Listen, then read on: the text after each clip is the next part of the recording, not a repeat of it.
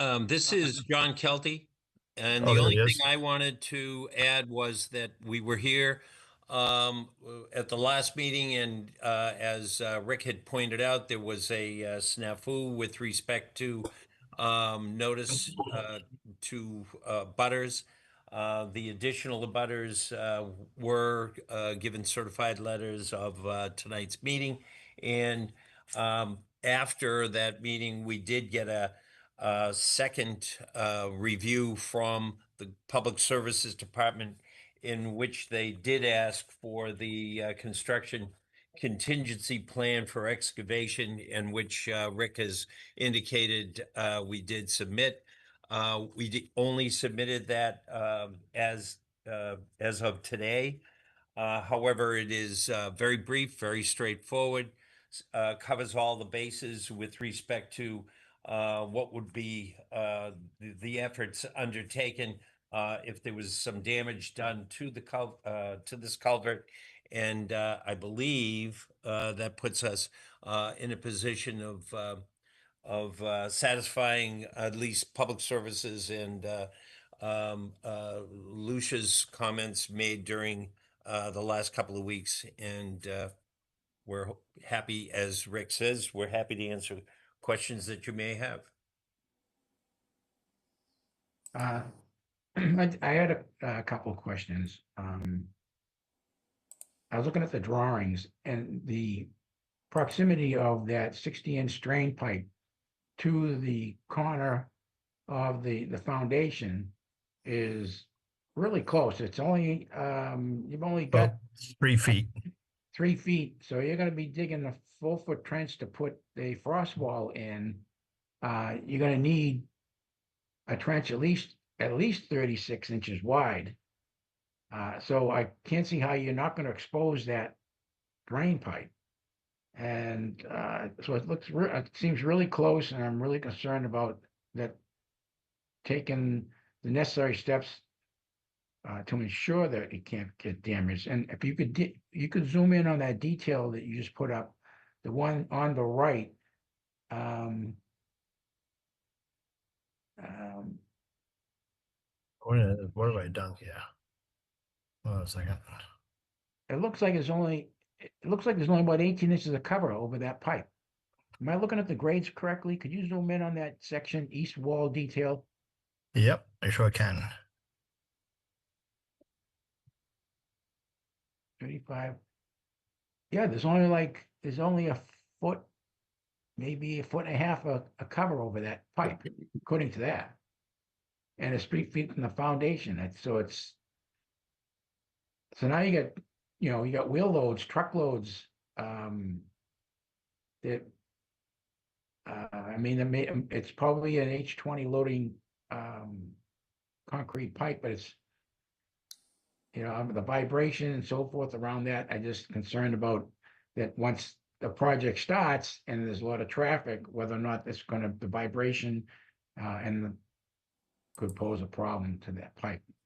So I'd Yeah, like to, so I guess to that point, I mean it's in the parking lot. It's driven over every single day yeah, today.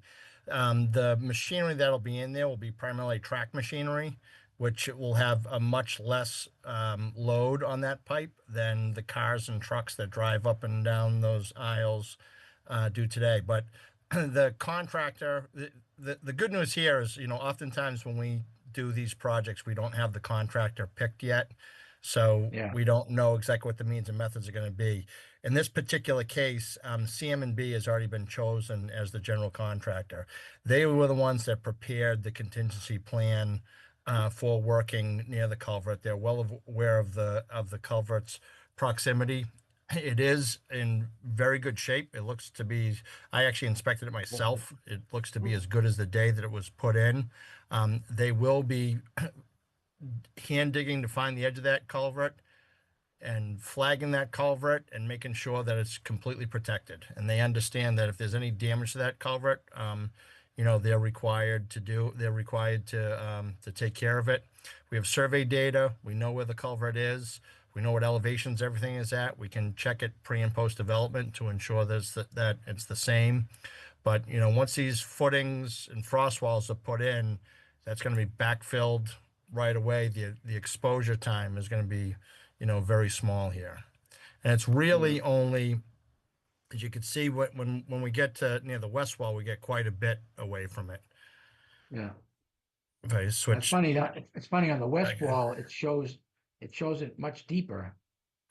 And the detail on the east wall shows it only about 18 inches of cover. And I don't know. because it's a smaller pipe. It's a 42-inch pipe on the side of the manhole. It's a 60-inch pipe on the side of the manhole. Okay. All And for right. some reason, they didn't match crowns. They matched inverts. Okay. So,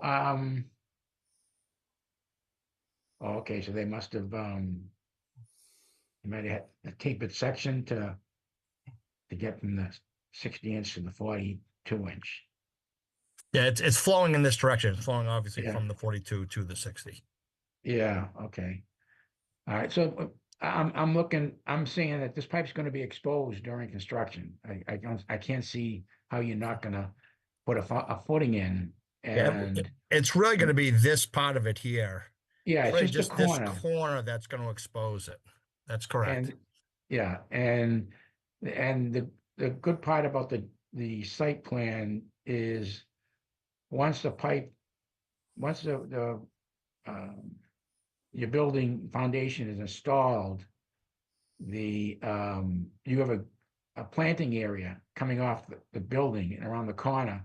So that's Yep. gonna keep trucks off that portion right there. Correct. Um, But yeah, I just want to make sure that all the measures are being taken, that the close proximity of that is tight. And it looks like the load from the foundation, from the footing, soil loads getting to the pipe, looks like it misses the pipe. Right. Yeah, incidentally, so there's no connection from this addition into this building. So Mhm. there was no magic to where it needed to be on this wall. We tried to position it to get, further away from this pipe, as far from the resource area as we can. There's also an electric vehicle charging station that's mounted to this wall here that we're trying to respect and keep to the extent that we can. So we did what we could to move it around to try to get as much separation from us in the existing utilities as we could. Okay. Um,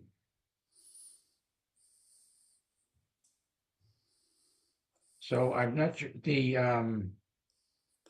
so the DPS comments, you addressed those, but they haven't seen these yet or responded to any I haven't updates. responded to them yet, no. Okay, all right. So, I don't know if any other questions from the commission?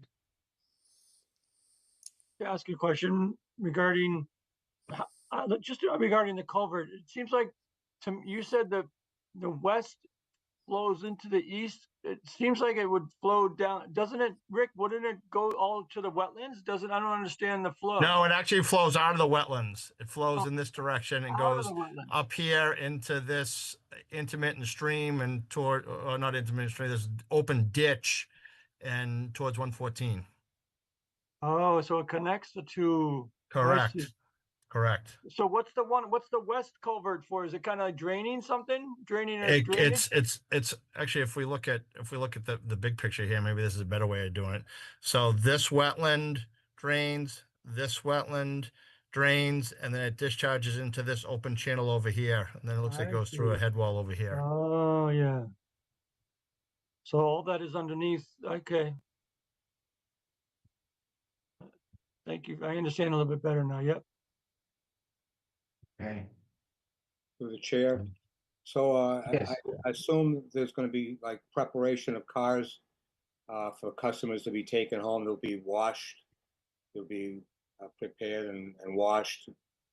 So where does the wastewater from washing the cars Goes go? right into there'll be floor drains inside the building, Inside the building? through an MDC trap and then into the sewer system in Okay, accordance with the state plumbing code. all right, thanks. Through the chair. yes. Yeah, I don't have any problems with this project. I know there's going to be a lot more questions, but I do have I did read the abutters, the neighborhood comments, and it seems like the detention basin and some of the other areas have not been maintained in accordance to the previous permit. And I want to know what they're going to do about that.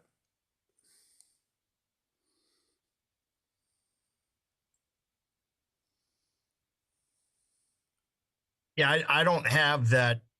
Yeah, Previous we have order of not been conditions? supplied with any of these comments you're referring to at the moment, Commissioner Comack. Yep, through the chair or vice chair. I believe Counselor Julie Daigle is a panelist right now, and she may want to speak on this on behalf of the neighbors. Yeah. Does any other commissioner want to speak on this matter before we open it up to the floor? Seeing none, then we can open it up to the public. Hang on, real quick, Mike. to the Yes, chair. I just want to make a note that when we're talking about cars and trucks and like heavy equipment, it's apples and oranges. It's not the same. So, like a loaded triaxle dump truck is 80,000 pounds, just so we're understanding that. And like Yeah. a backhoe weighs 18,000. So, like you're talking apples and oranges when it comes to vehicles driving over culverts. yeah. Yeah, that's why I was a little So- concerned with the shallow cover. At least the details showed it was only 18 inches of cover over the pipe. And I was Yeah, nervous about it's heavy. it's very apples and oranges. So I don't want it to be like, well, if things drive over it, you're talking a 6,000 pound car to an 80,000 pound triaxle dump truck. So I Yeah. want to let that kind of, Yeah, I point taken, this isn't a really big project here. I don't think that we're gonna have any triaxle dump trucks. We will have concrete trucks, to your point. Any of the excavations gonna be done, it'll be done with track machines. The track machines actually, disperse the load quite a bit better than the point load of a rubber what tired kind of track machine. machines? Huh? What are you using for track? What would you use in for track machines though? Like a front loader weighs 33,000 pounds. So what are you using for a track machine? Yeah, but I don't think there'd be a front loader on this small addition, it's not a really big addition. I think they'll have an excavator in there. They'll have some mini Okay. excavators in there. I don't see any huge heavy equipment going into a project of this size. It's just the I frost just- wall. So All right. I just want to kind of just, when we're talking weight, it's apples and Yeah. oranges. It's not the same. Yeah. So, a mini excavator is what, 16, 17,000 pounds? Again. So I'm just curious as to what kind of equipment's going in there. And to Mike's point, with a Yeah. closed exposed culvert, when you're pulling stuff up. So who's the oversight for this? Like who's watching this? Gotcha. Yeah, I mean, CM&B will be the general contractor doing it. In terms of oversight from the city, I don't know that this would be a big enough project that they'd have somebody there full time, but whatever conditions, the commission feels is appropriate to impose regarding, that stuff. I mean, I think that we'd be amenable to. Maybe something we Okay. could like see where they're like marked out before they start, their process. Yeah, there'll be a construction fence placed around this area here. This is gonna be the work zone. It's not very big, we're not gonna be able to have a ton of huge or huge machines or anything like that in there. Most of that stuff will be, coming in and out and we'll be leaving the site, but likely won't be really staged in there to move around.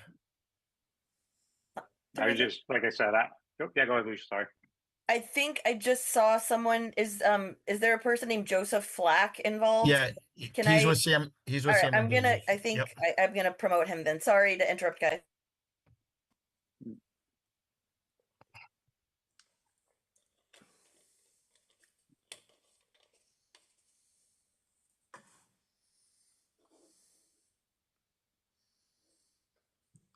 What happened here? That's a good you. question. Hey, everybody. So I'm Joe Flack. I'm with the general contractor involved in the project. And I wanted to note that the way we plan to load the site with equipment and materials would not be from the right side as it is too tight to get trucks and equipment around there. So we'd actually be coming from the left side where there is significantly more cover over the culvert. And as far as a machine loading standpoint and how heavy we feel machines would be, we feel like one of the heaviest machines would probably be about a 16 to 18,000 pound excavator. And So a hopefully, mini. yeah, it would be like a Cat 308 would probably be the biggest machine that we'd plan on using out there. Okay. Okay, Like I said, I just want to make note that when you say cars go over, you're talking, 8,000 pounds as opposed to Yeah. equipment, which the smallest, like it is 16,000 all the way up to the truck goes in there loaded 80,000 with an overweight permit. So it's, No, So, we it- definitely just understand curiosity. we definitely understand the concern, and hopefully that helps you guys it vision does, what yeah, our plan is. okay, yeah. Thank All you. right, so at this time, there's no other questions. We'll open it to the floor. So you can promote whoever, would like to promote first, Felicia?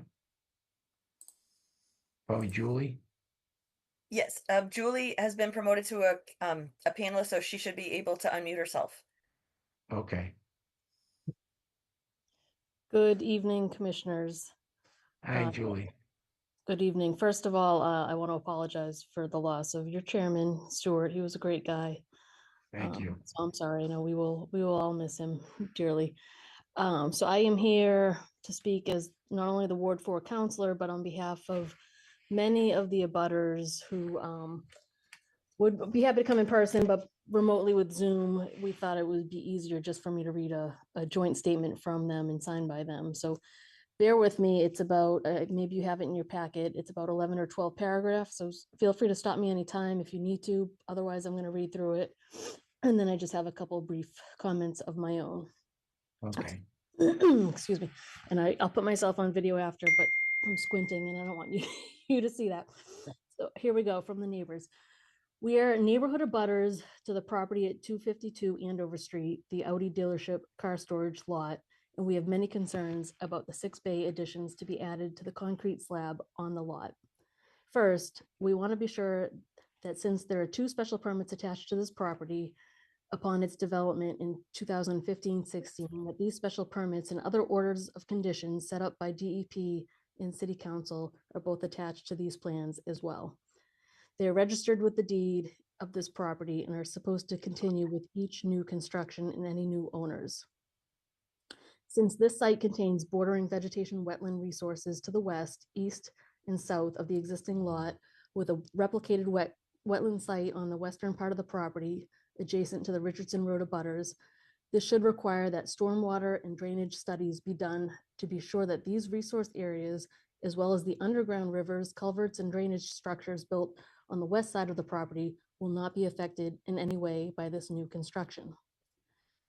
Has it been shown that the concrete slab, which covers a sewer pipe on which the 6 bay addition will be built, will be able to sustain the weight of the building and the cars serviced there, and will not settle enough to damage the sewer pipe and existing stormwater infrastructure?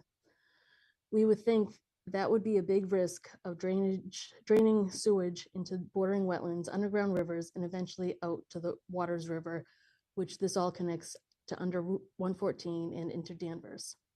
Will there be a contingency plan in place as suggested by the Department of Public Services? Since our neighborhood has dealt with a high water table, underground streams, flooding basements, and constantly running sump pumps, we feel that a study should be done to determine that our groundwater levels and storm drainage will not be affected by this new construction. We do not want our water levels to get worse.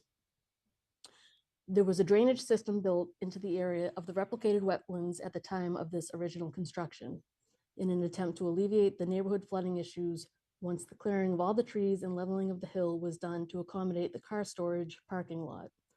One of the conditions placed on the property was maintenance of these drainage basins, replicated wetlands, culverts, and drainage structures built in 2015 and 2016. Since the area is completely overgrown by weeds, weed trees, bushes, and other vegetation, alive and dead, it seems that the property owners have failed to adhere to conditions of the permit on controlling the vegetation along the drainage structure.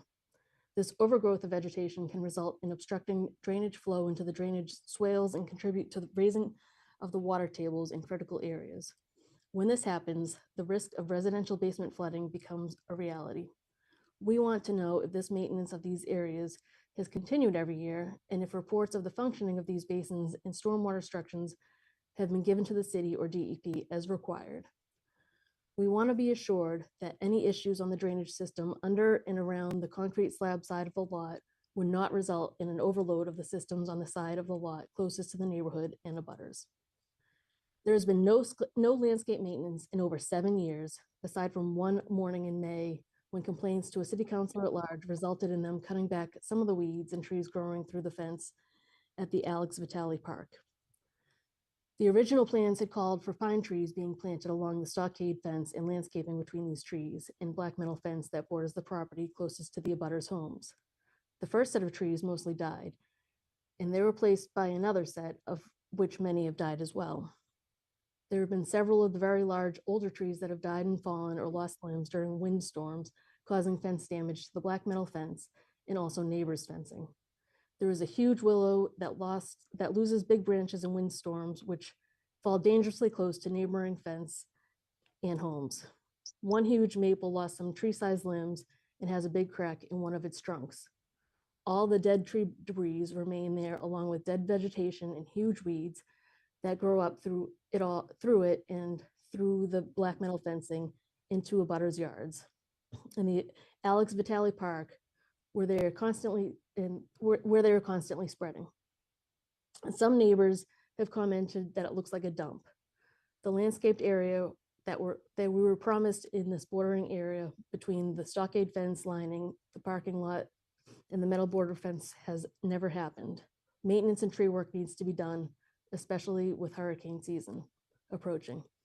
With all the overgrowth of weeds and vegetations, are marked off edges of the wetlands visible and are still signs along the buffer zone stating no disturb zone, no snow storage, or similar wording to protect the wetland resource areas as was required by the original conditions. Sorry, that's a question. We know that some of these and other issues are out of the scope of the control of the Conservation Commission and will be brought to the attention of the City Council. But we feel that we should at least mention because it shows that this property owner had originally promised to do what he had originally promised to do to appease the neighbors in the city, who had then accommodated them by issuing the special permits so they could proceed with construction. These permits have conditions attached to the owner that has been attached to the owner have failed to honor. But the original conditions was that the lot was to be for storage of new cars only, no selling, repairing, or washing of cars would be done, and car deliveries would be made only at the front of the lot, not in the back where it is closest to the abutting neighborhood homes. Several neighbors have reported cars being washed, the constant noise of power washers and compressors, loud radios of the workers, loudspeakers being used, delivery trucks, motors running, and loud banging from the unloading of new cars at the back of the lot, and car alarms going off at many times each day. Car transport trucks are making deliveries as early as 4 or 5 a.m., nearing to homes of the abutters. This situation has gotten worse since they adjusted Route 114, so delivery trucks could not deliver cars from the center turning lane anymore, which is not safe or legal to begin with.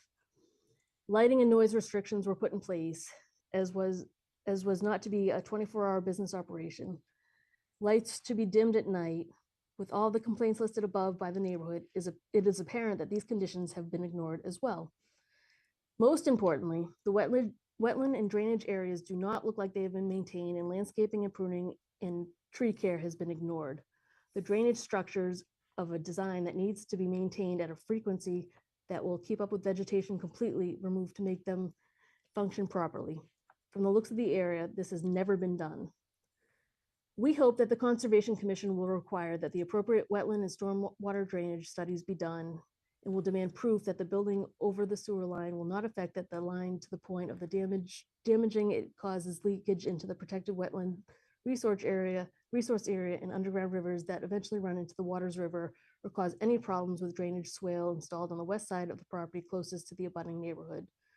We hope you would also require proof of the complete and continued maintenance of the culverts, drainage basins, and replicated wetlands area and drainage structure. We also hope that there will be continued maintenance and landscaping and cleanup of the land between the lot's wooden fence and metal fence abutting the neighborhood, all of which should have been happening over the past 8 years or so. Additionally, many of the neighbors are requesting that the issue gets continued to a public hearing. Many of the abutters and neighbors are not comfortable with or able to use the Zoom format and feel that they would have a better opportunity to voice their concerns and feelings about this project and its effects on the neighborhood.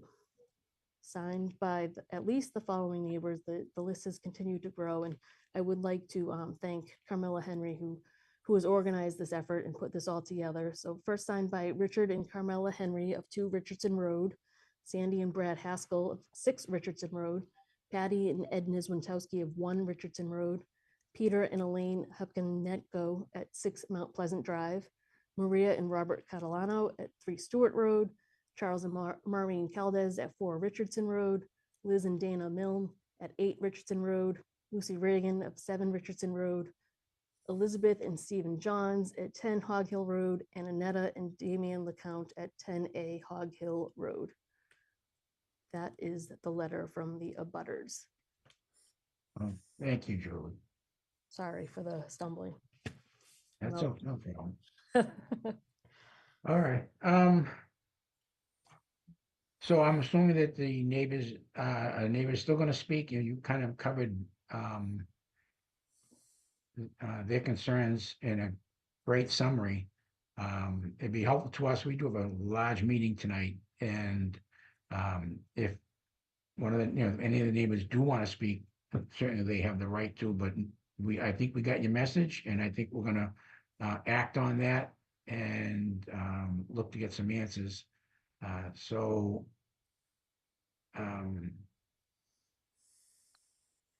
My question would be, does anybody else want to speak on this? Hi, Julie. So the chair, this is gonna go through the city council for a special permit. Julie, do you know that? Thank you, Commissioner. As part of that question, I'll just add my very brief comments, and I can't say completely that no other neighbors want to speak because I don't know, they might have gotten a separate notification. This was before the planning board for site plan approval, and I'm told that they did approve that. So a building permit application would be submitted to the building commissioner.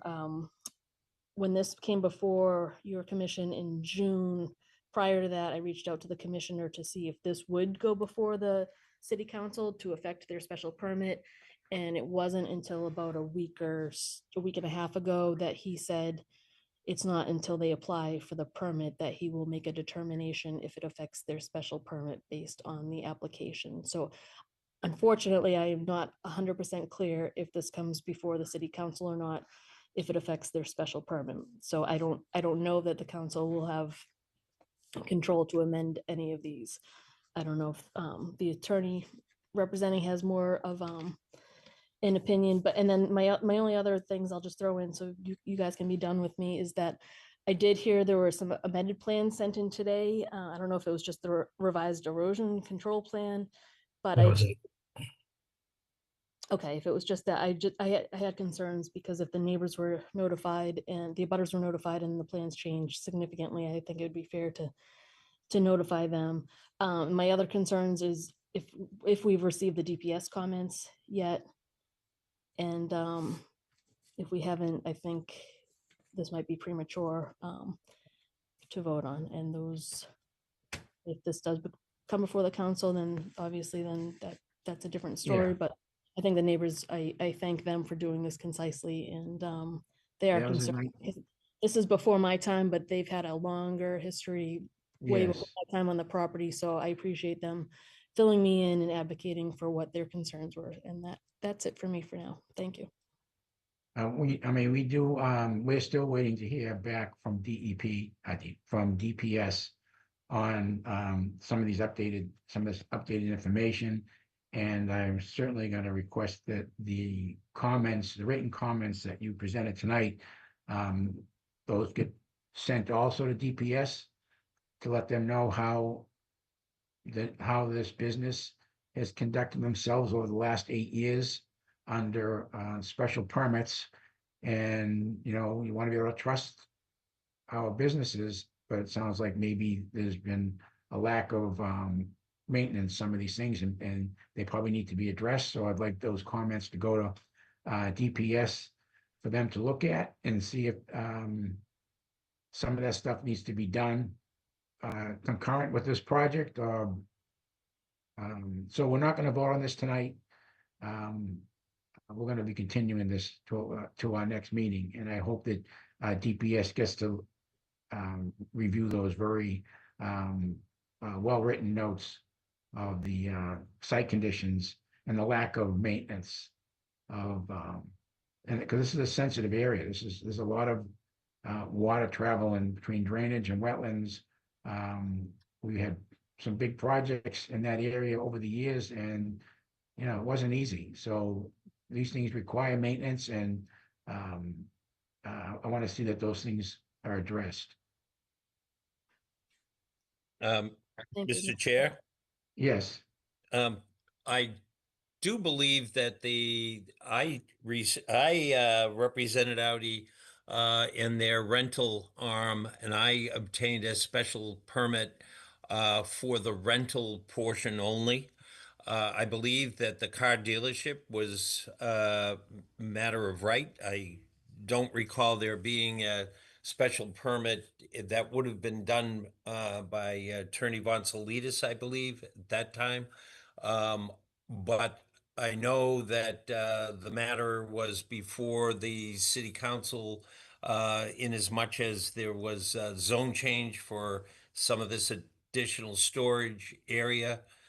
And I believe that if there's been a violation of some conditions, that those conditions are probably from the original order of conditions. And I don't know of a special permit, Yeah.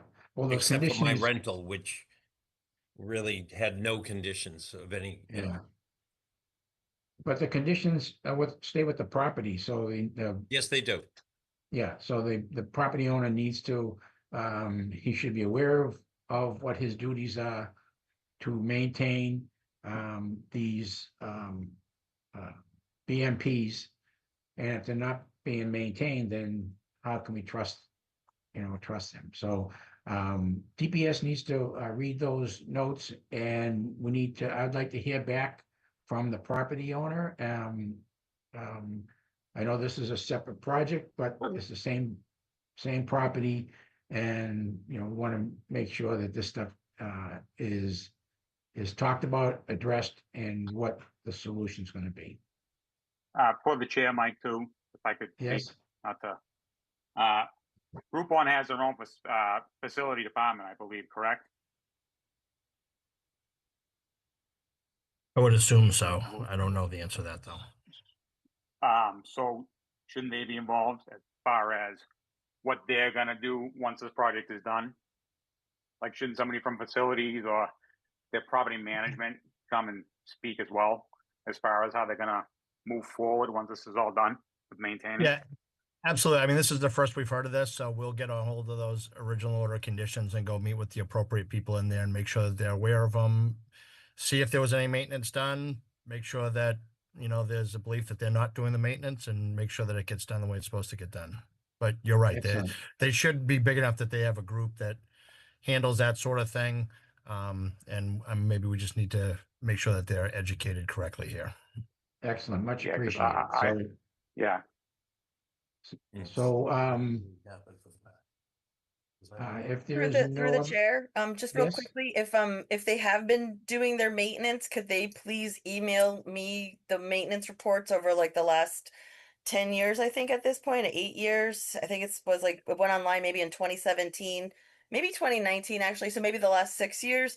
And if they haven't been doing those, then someone better go out there and do them and get those reports to us. I would say at least a few weeks before the September meeting so that we have time to actually look at them. So if no one's been doing them, they should definitely be doing them. Okay. Very good. I'd like We to don't make a want to hold, comment. pardon? I'd like to ask that if the plans, I think the final plans, if they get changed again, they should include the original special permits, just the permit history on this for the project, even though it's different but it's all related, it's part of the property. Does the Conservation Commission think the same or otherwise? Yeah, I mean, they have under the permits and under the order of conditions, they have duties to perform to maintain the facilities, the drainage, and No, the but stormwater. just to put like special permit number on the plan set so that there's always reference. If someone looks at this, they know that there's a special permit on the plan too. We can add Yeah. that, Yeah, the order, in terms of the DEP number, et cetera. And, we will, as Rick had already, suggested, we'll have the owner, involved and the facilities people, as Brian has asked for, involved so that we can, supply the information, directly to the commission as to our compliance with, previous either special permit or order of conditions, conditions. okay, so I would, we will look to continue this to our next meeting, but it sounds like there's a lot of work or discussion and file searching to really be able to address our commission with the answers to some of these questions. So if you feel you're gonna need more than 3 weeks. No, we'll get it done within that time. Okay. All right. All right, well, if there's no other questions for this evening, rest assured to the neighbors that, we're gonna stay on top of this. And I would like to see a motion to continue this item to our next meeting. I move to continue to the next meeting in September. Seconded. I'll second. Okay, roll call. That motion was made to continue to September 10th. Roll call, Rizzo, Yes, Vivaldi, Yes. Green, Yes. Athos, Yes, Comac, oh, Bruce. We lose Bruce? Cassidy, Yeah, I Yes. don't see Bruce. I think we lost Bruce. I don't see him on the panel. he is there, but he has his camera turned off, so maybe he stepped away. So I'm just gonna, Okay. I'm gonna finish it up and go back to him. In Jamie, did you hear enough to, I think you popped on like just really like very soon after we started discussing. Do you feel it's just a continuance? Yeah, I do feel comfortable. At the time I came on, the discussion had just gotten started, so, yes. All right, and back to Bruce. I can ask him to unmute and see what happens. And just while we're waiting for Bruce, if he doesn't come on, we still have enough. But Jamie was voted on at emergency Monday meeting for something else, but she is now a full-time member in the absence of Stu. Good. And back to Bruce. Yes, All There right, we you go. vote to continue this, correct? yes. All right, the motion passes 7-0. All right, thank you. Thank you, commissioners. Okay. Okay, item number 2 on the agenda is another request for determination of applicability submitted by Attorney John R. Kelty for J&D Real Estate Solutions LLC. The proposed project consists of the construction of a 34.11 by 10-foot deck to the rear of the house with a patio at ground level beneath the deck. Property is known as 24.5 North Central Street, map 64, lot 28 in the city of Peabody. Okay. Is the petitioner here? John Kelty, on behalf of the petitioner, JND Real Estate Solutions. I think that John DeCoulis might be present also, but I'm happy to present. This is, as the notice had indicated, it's the construction of a deck off the first floor. This particular home has walkout basement. The street elevation is slightly higher than the rear yard.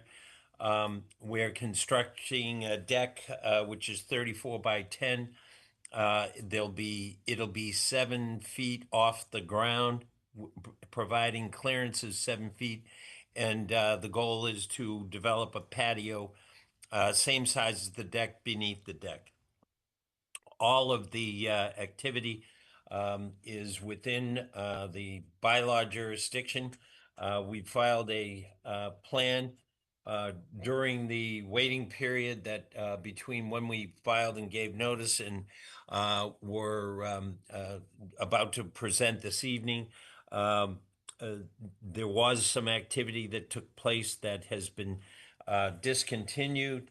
And we've complied with some requests of Lucia, the agent, with respect to beefing up our siltation fences, and we believe that no damage was done to resource area by the imprudent and early start. Activity has stopped. Some soils that were being stockpiled are removed, and additional siltation put in place, and we hope that the board would allow us, give us a negative determination, allow us to move forward. Okay, yeah, so I was understanding there was some work that was started without permission. Correct. And I think Lucia handled that pretty well, but Lucia, you want to talk about this? So I can't remember how I definitely got an email. I got to change my glasses. There are some neighbors, they can probably help piece the timeline together a little bit better. But I found out on 7/22, I don't know what date that was, if it was a Tuesday or Wednesday, that work was going on. I think I found out pretty early in the morning. I got in touch with Jack. Jack made it clear to them that they should stop. I thought they stopped, and then they continued to do the earthwork until I basically showed up on site on Wednesday. It was Wednesday, 7/23, a little before noon. The crew was very nice, but still, they did work before they got the permit this week. So it just, it's not a great way to start work in the city. They were well aware that they had to come to the commission for a deck. And then I don't know if you guys looked at the pictures, but they did a lot more than dig some sonotube holes. They literally took earth away and they moved earth around. Luckily, the erosion controls were installed beautifully. They have since put straw mulch down and some erosion fabric. There was some scouring by these 3 boulders, which the boulders is another thing I'd like to touch on later. I do know there's some neighbors in the audience when you guys are done speaking. All in all, the wetlands, I think they are okay. It was not the funnest thing, trying to grieve the death of our chairman and then having to run out to a site visit and cease and desist when there's machines on the property. It just wasn't great. So I think we should let some of the residents speak when you guys are done. Okay. Okay. Let me go back to this plan. Do you want me to share some of the pictures? I know, I have the pictures, so I saw those, and there was also a site drawing, correct? Right. Yeah, there is a new site drawing. It is not a surveyed plan. The alteration of the work at this point, at first I was willing to accept the plan that they gave us that wasn't done by an engineer or a surveyor when it was just some sonotubes and a deck and a patio. But at this point, they did, grading. I don't know what the grade was before. I don't know what they changed it to. I don't know what it's going to. So that would probably be up to the commission if you guys are going to accept the plans that are not done by a surveyor or an engineer. And again, I can pull up anything if you want me to, just let me know. All right. In looking at the plan, which is showing the deck in the back, there's 2 drawings. So there's a drawing on the left and there's a drawing on the right, and it says deck and patio. One moment.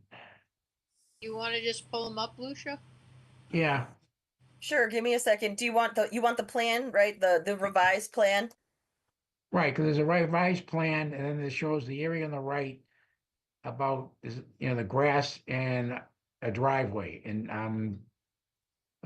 I want to find out whether the limits of the driveway, if that's changed at all, and why it's, I can't tell. If a new plan's presented and the detail for the driveway, if it's something different than the other plan, then I don't understand it. The driveway size is not changing, but the material, if you see the note, the left picture is supposed to be depicting size of the deck, which is 7 feet off the ground. The right side is depicting the materials that are being used on the patio below. There's a note that's been added that says the grass driveway is to be removed and a new asphalt driveway installed. And that So shows in both the left and the right. Okay, so what was on the original plan? Let's see. I thought there was a small driveway towards the front of the property on the first, the The plan that we driveway approved. only extended to approximately the front of the house. Yeah, so, So now, there's a what- significant extension of the driveway, yes.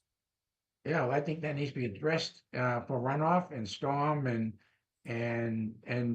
I don't know if this can be done or should be done under an RDA. I think that's a big change for this site with the wetland so close. Really, we had a small driveway in the front and there was just grass. And now you're putting a driveway in all the way to the back. I'm a little concerned about that. Yeah, So through this the chair, this was plan, the original plan, so you are correct, the driveway was never going to be, like, that's, otherwise I would have absolutely had them file a notice of intent. yeah. So that to me is a big change, more than the deck.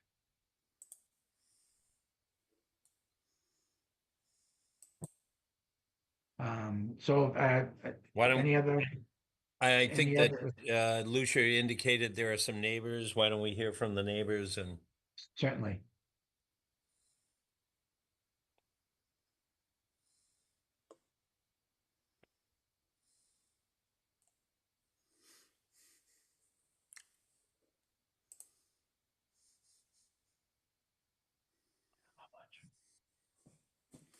Hello, you guys able to hear me?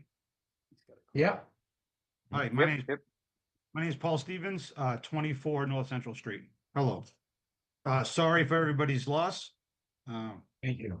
This president's gonna be missed greatly, actually. It's really unfortunate for everybody, but most importantly, his family, and I hope they can accept it sooner than later. Thank you. On this matter, I guess, it started off, I had a whole bunch of questions to the proposed plan. If we can start there and then move to this other alterations and issues that kind of wipe out all of my questions, but I started with this, so if I can bring up these concerns, because I think a lot of them still are going to apply. The dimensions won't anymore because the land's been completely altered, but the start of this, their proposal for the patio, the deck's one thing, the patio's another. The patio was being pitched. We'll start with draining water, was being pitched. Once again, not into their own backyard, but into the neighbor's yard. At the time, the right side of the property was 62.6 feet. The left side was 60.9.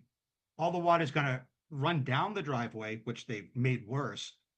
And path of least resistance is going to go directly into the neighbor's yard. All of it.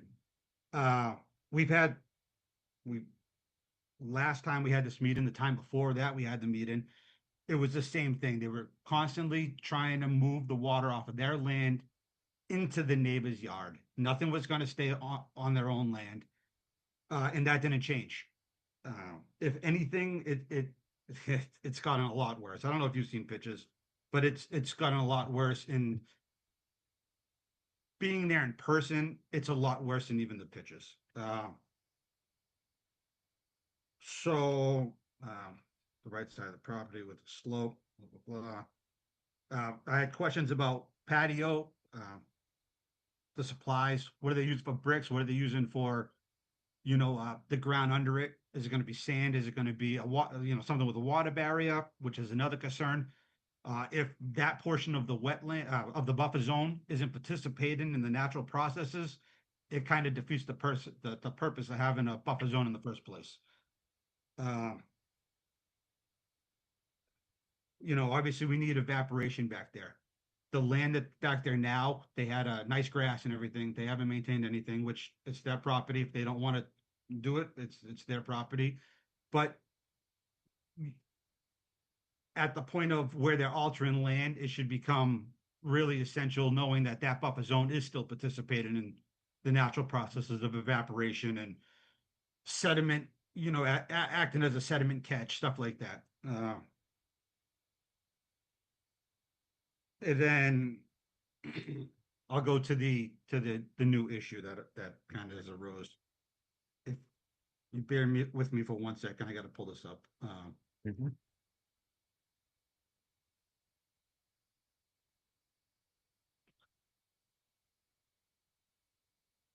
All right, I'll read this real quick. I'm sorry, I'm having a really rough day reading, but I'll try to get through it. It's disheartening. It's disheartening that they sidestepped our neighbors' legal authority to have a voice before the commission, before an approval or denial, and they just sidestepped the project and continue to working anyway. After they made a proposal for a three-unit building and the state denied them from working into the wetland, they proposed a 2-unit property, which the commission wasn't in support of and refused to grant approval and move forward. Instead, the commission granted an extension so that they could have a chance to remove the concerns or alter the concerns that the commission had, which halted the proposal. These concerns were water, alterations of grades, and working in the wetland without creating any damage to it. The company pulled their proposal, then later submitted a proposal for a deck and patio.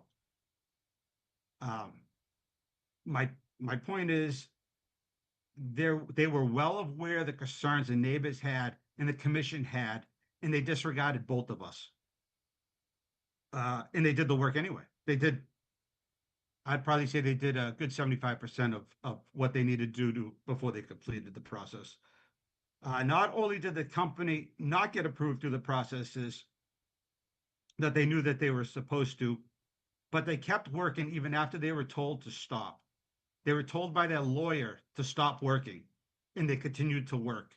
I have a video that is time-stamped well into the night of them working, well after they were told to stop working. I wasn't able to share that because I wasn't able to send it because of the video size. I can work trying to get you guys the video if you guys want it. I could try to put it on an SD card or something, and I could submit it to the commission. They purposely violated state law, local laws, probably a dozen of regulations.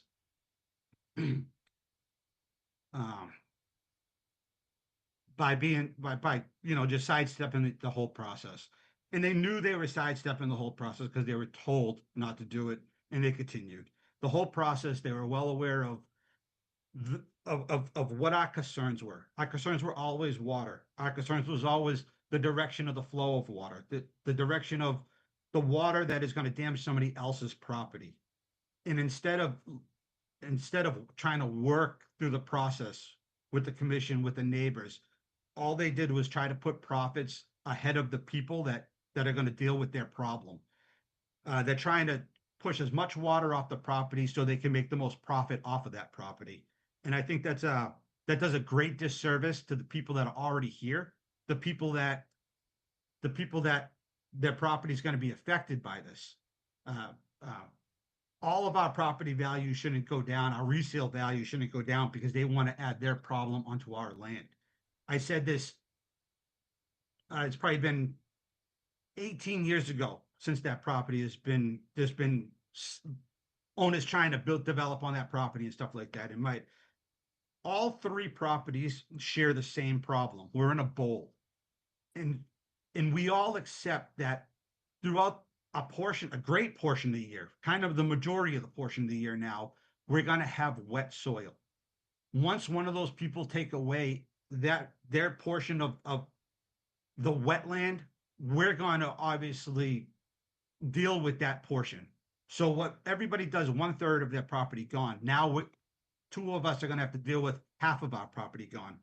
And all this company is going to do is just pass it on to the next person. They don't care. They're just going to take their money and go do it into another neighborhood and sidestep another process because, you know, it's kind of disheartening. They took our voice away throughout this process and very disheartening. Nicely put, Paul.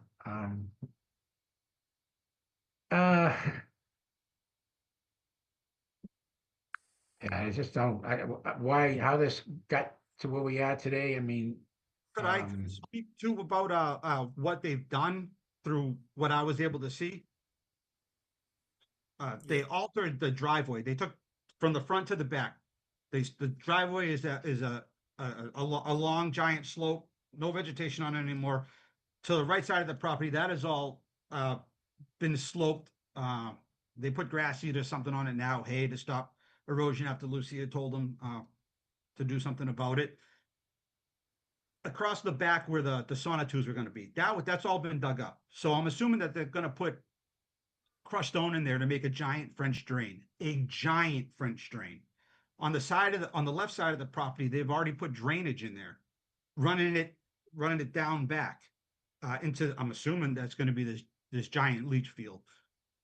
They've already done a substantial amount of work. What have they done? I don't know. What they've done has been buried for drainage. When they excavated between the wetland and the buffer zone, do they put hard pack? Because that's going to block as much water as possible without putting an impervious barrier there. So that even the processes they've done now, there's no guarantee that it's something that could even get approved. We don't know what material they put down there. They did it in secret. They didn't do it with any plans. It's a huge hole. It's just, and everything is, at least on that previous plan, was pitched towards the neighbors, which I'm assuming is going to continue to be pitched towards the neighbors. Yeah. Through the chair. Yes. Michael. Through the chair, Michael. Yeah. No, this is a really emotional issue for the neighbors, and I just want to say at this point, I don't think we should. I don't want to say waste too much time. It's very important to the neighborhood, but I believe at this point it's going to require an NOI. They've altered the site, and I don't think. I mean, again, let them. They can't. They have a cease and desist. Let it stay like that. And let them come back with an NOI. Well, I concur with that, but my concern is how stable is that the area there now that's been any vegetation has been taken out. If we were to get a 100-year storm, you know, what's going to happen? So I'm concerned about the stability of the site. It's supposed to rain pretty hard over the weekend. Yeah, so I'm nervous about that, but I concur. This project's going nowhere. And you know, well, it's part of the cease and desist. Make them stabilize the whole site. Yeah, I think that needs to be saw done. what they did. I mean, you know, there's ways to stabilize the whole site with erosion control netting, and just make them. Again, they'll have to remove it all afterwards, but They Yeah. did this without a permit, without anything. They just went and did it. So, Yeah. um, So I think this- I'll let Jack speak on this after, but it seems to me that I'm wondering now is what's the difference in the grades and the condition, but mostly the grades and the contours of the site as it stands now, and comparing that to what it was before they did all that excavation. Because that's what's important. Because we wouldn't have let them do this. So I don't know, Jack, what do you hear about this?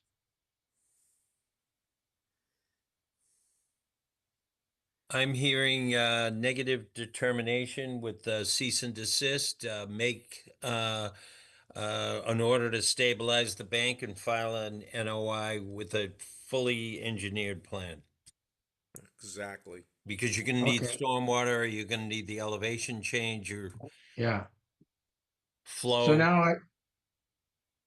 I want to see what the grades were before. I want to compare understand. this to the site, and to the degree that I may want them to put it back the way it was, unless they can show that it's better. These neighbors have been, they're punished enough with the runoff here and the flooding, and they're all good neighbors. They all want to work together, and they all have to live in this area, and everybody needs to do their part. And to have this happen on this site, it's just not right. It's not acceptable. Through the chair, I just promoted Christopher Adams. So when they're ready to speak, I'm sorry, when you guys are done speaking, they should be able to unmute themselves. Okay. Just for the chair too. I mean, I remember Yeah. the last project when they came with this house, and they were very passionate last time, and they're still very passionate now. And where's the good faith in whatever we determine moving forward that they'll go follow their game plan, even with, you go back and you get your grades and what they took out and what they're using for soil and packing. What's the good faith that the neighbors will have that they'll follow this guideline? And is this one of those, it's better to get forgiveness than permission? Because that's what it kind of seems like now. So I just, these are very passionate neighbors. They don't skip a beat. So there's clearly a problem there, and they're very, very concerned that, they're going to be eating a lot of water, and that does a lot of damage, which brings homeowners insurance up, which does a lot of different things. So there's a lot that has to kind of be addressed here. Yeah, I agree. Through the chair, Lucia, I just wanted to address one item before we moved on with the discussion. You had mentioned about the 3 boulders that had scouring marks on them, and you just wanted to come back and address those, and I just wanted to make sure we touch on those as well. Oh yeah, Yes. it's not even a big deal. I mean, that's like when they come, it sounds like they're coming back in an NOI. I was just there's 3 boulders that were excavated out, so obviously that's how much work they did. These boulders were not there before. I'm almost positive I've never seen these boulders there before. And now there's these 3 big boulders that are in those pictures that were unearthed. So I mean, that's the amount of earthwork that was done on this site without Concom approval.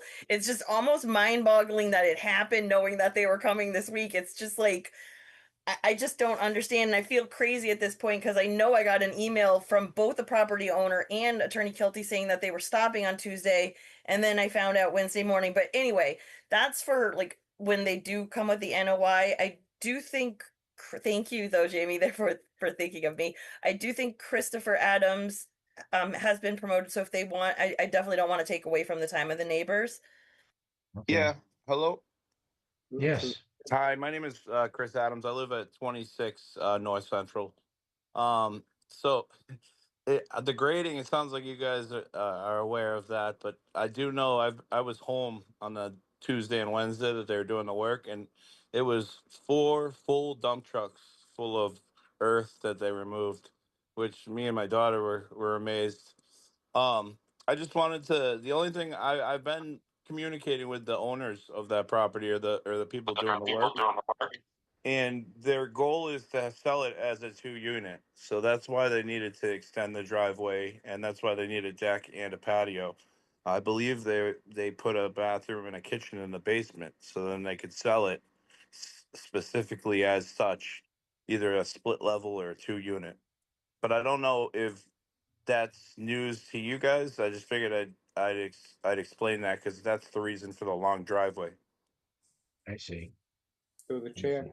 So, Yes. looking at the pictures that Lucia provided, I mean, the work that was done there was just total disregard for any of our wetland laws or what the commission would have allowed. So, why is this any different from an enforcement order that when someone violates and does things without commission approval, violates the bylaws? Why don't we go that route? And it sounds like we want to let them file a notice of intent. And why don't we deal with the fact that they should have pay some kind of punishment for what they did, and maybe restore what they did, if that's the Right. best thing, to what's its original condition. But I just Right. don't see how we can overlook what they did. No, I agree. I agree. Yeah. I agree. I think that the, whether it's by an enforcement order, even though there's a notice of intent gonna be coming, the enforcement order holds more, importance to us because we can put a time requirement on that where a notice of intent can get dragged out.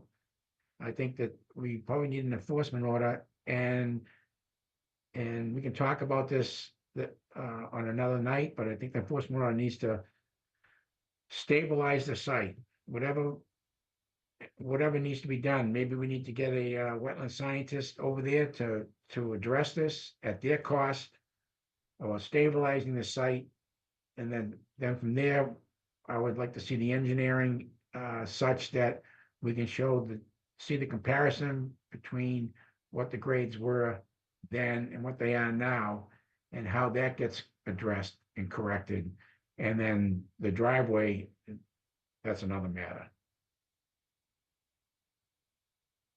Through the chair, do we even have a plan that showed existing grades? I can't see on my screen, from the other drawings. I think we did have grades. Because there was, Through the chair, at one point when they filed a notice of intent, I think it was to make like it was really big. That was a surveyed plan, but that is not on this because I didn't realize I was going to need to put all that on this until this week. So if you guys are going to do the enforcement order, what are we going to actually put in the enforcement order though? Because I feel like I mean, they probably should get some more fabric down.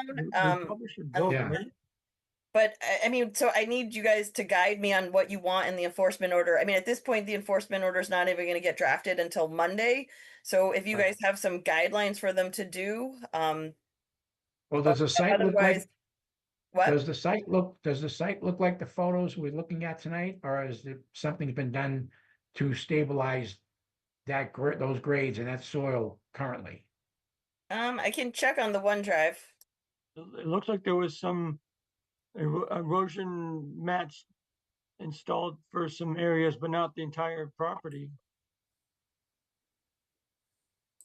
Yeah. Right. I believe the whole site should be,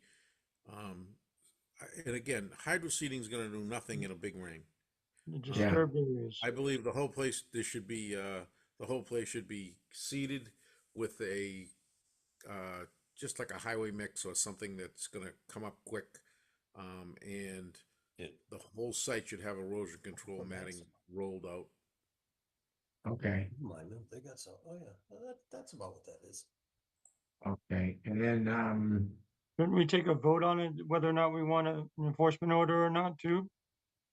There already is an enforcement order. No, there's not. well, it was a cease and desist. I don't know if it's an official enforcement order. Oh, okay, I'm sorry. I thought it was Lucia just told them to stop, which was the right thing to do, and they didn't. So I think we need I know. to, I think we need an enforcement order to get the site stable to whatever we think, or whatever we think, maybe an outside peer reviewer or site engineer could make that determination. And then from there, I want to drag out the project from before, or existing site plan data, hopefully some grades, and we can see what's changed. I don't even know, I can't even tell you what's, from these pictures, I wasn't there, but from these pictures, I can't tell how much the property's changed topographically. And that's important to see how will we go from here.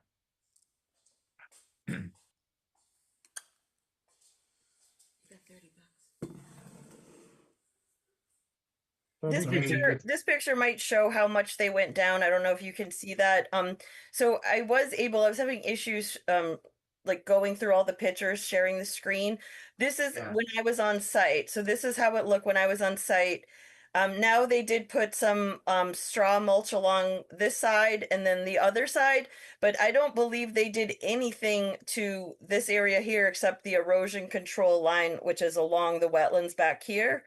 Yeah. So I mean, this grade, I'm, obviously this is Yeah, not that- how it looked when I was out there and with Amanda, and when we went out there many years ago when we saw the hawk back there. I think Mike Vivaldi might have been there, Mike Rizzo, and I I know was there. Amanda was there because she took a picture of a hawk hiding in the Yeah. brush. Yeah. Yeah. Yeah, this is. So I think the site needs to be, in addition to the erosion controls that are around the perimeter, I think that site needs to be, stabilized further. If I can add something as well, one more time, Yes. if you don't. That picture, if you don't mind going back to the picture with the hole in the backyard.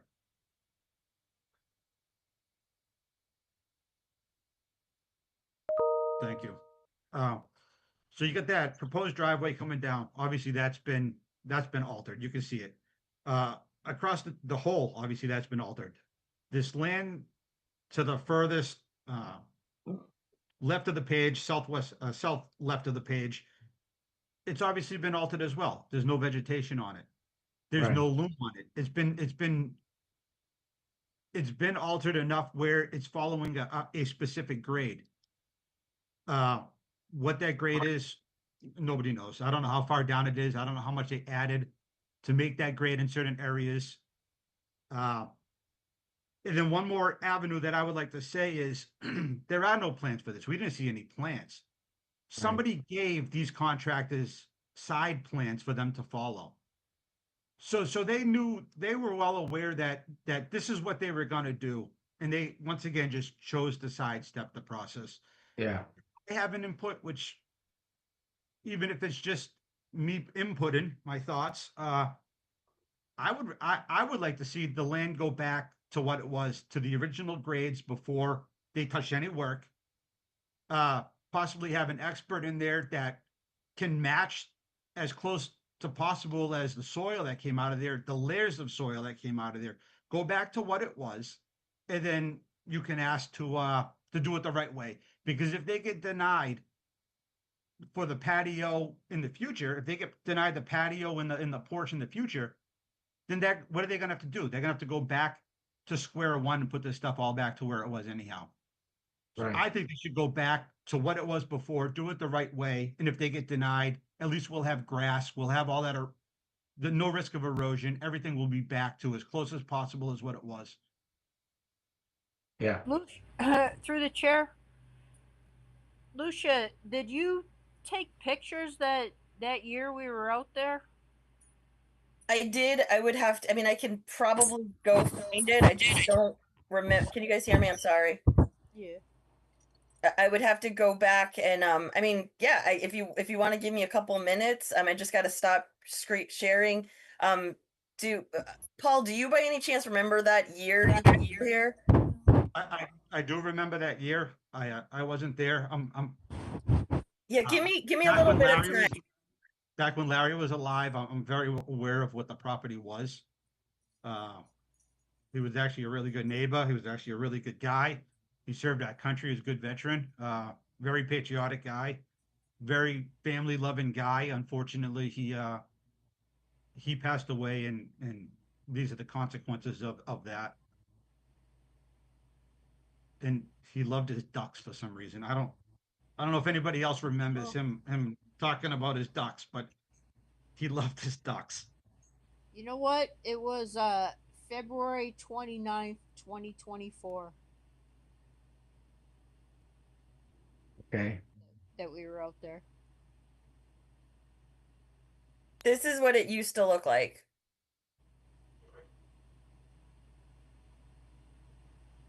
Okay. If you count the rows of bricks on the left side of that picture, you can get a gauge of how much they went down. If you look at Yeah. the bottom door, you know that what's that standard size door? Obviously, they added looked like a slider door. Everything Yeah. to the left side of the picture where they added the driveway, they removed that porch out of the driveway. That's significantly lower where they dug out. Yeah. And then they Yeah. sloped it, you know, a continuous slope, long, you know, Right. long, consistent slope. Yeah. On the Well- right side of the property, that picture, they added drainage. I Right. don't know, is it just pipes in the ground? Does it go into crushed stones? That's all a mystery. They used Yeah. to with the existing driveway. They used to have supports too. They had it had like supports built around it, and they were like 2x4s. So that probably would help with erosion. So like I have a basketball hoop. If the basketball went in their yard, it would just stop. Whereas the other day, the basketball went in their yard and it rolled very fast straight down to the wetlands. So we had to like climb down there to get it. So that, I mean, it's a significant loss of land on there. So I know I rent, so I'm not concerned about the water as much as my neighbors, but I feel like their whole property is going to flood because they dug it out so much that any water on the street is going to run straight through their property essentially. Through the chair. So for the sake of brevity, why don't we go, you know, with an enforcement order to restore it to what is the date of this picture?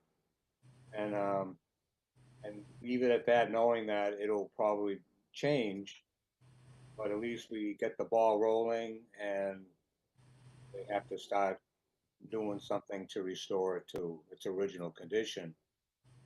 Right, that's why I wanted.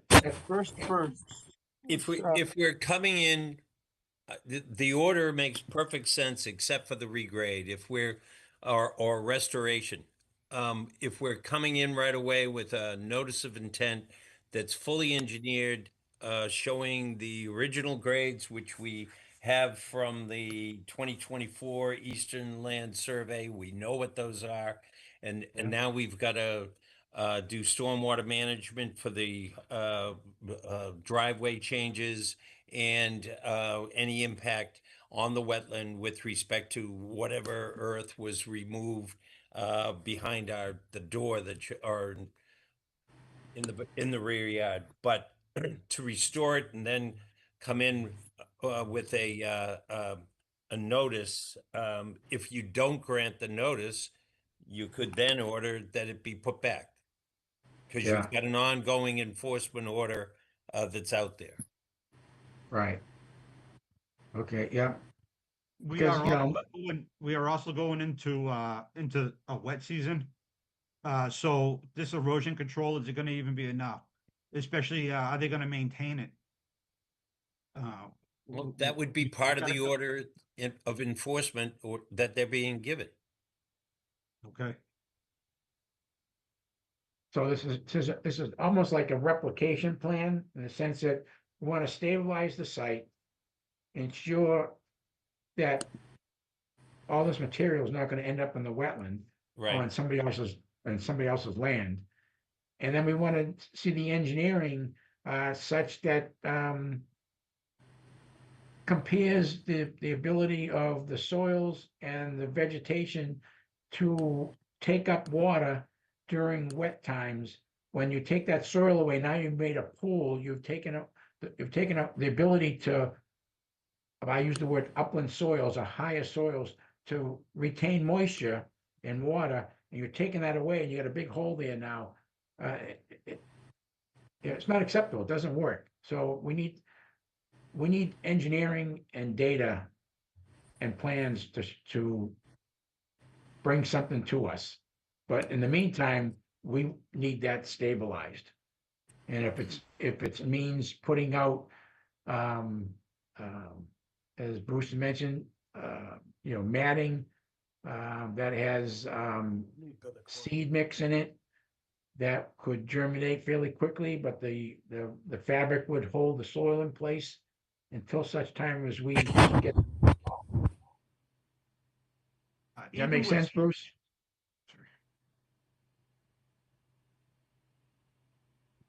Are you there, Bruce? Do that. Oh, I'm here. I muted myself. I'm sorry. Yeah.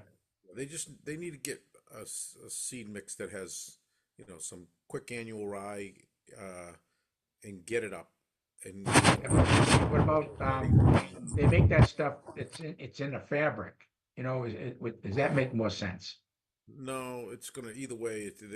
Again, this is a tough time of year if it's gonna be this hot, but somebody's gonna have to water it. Just get it to come up. I mean, it's in 2 more weeks. It's the best time of the year, but right now it's the worst time of the year. So, but they really need to get the erosion control mat down. Yeah. They come in 900 square foot rolls. It wouldn't be that big a deal to get the place seeded, and then the matting put down. It's just okay. Yeah, I concur with that. And that gets us at least, I think, stable, and then we can address where we go from here. Whether the site gets put back the way it was before, or whether they come up with a plan that they can demonstrate and prove to the neighbors that it's better than it was before. There's still a concern of the effects of where this water is going compared to the, relative to the grading now.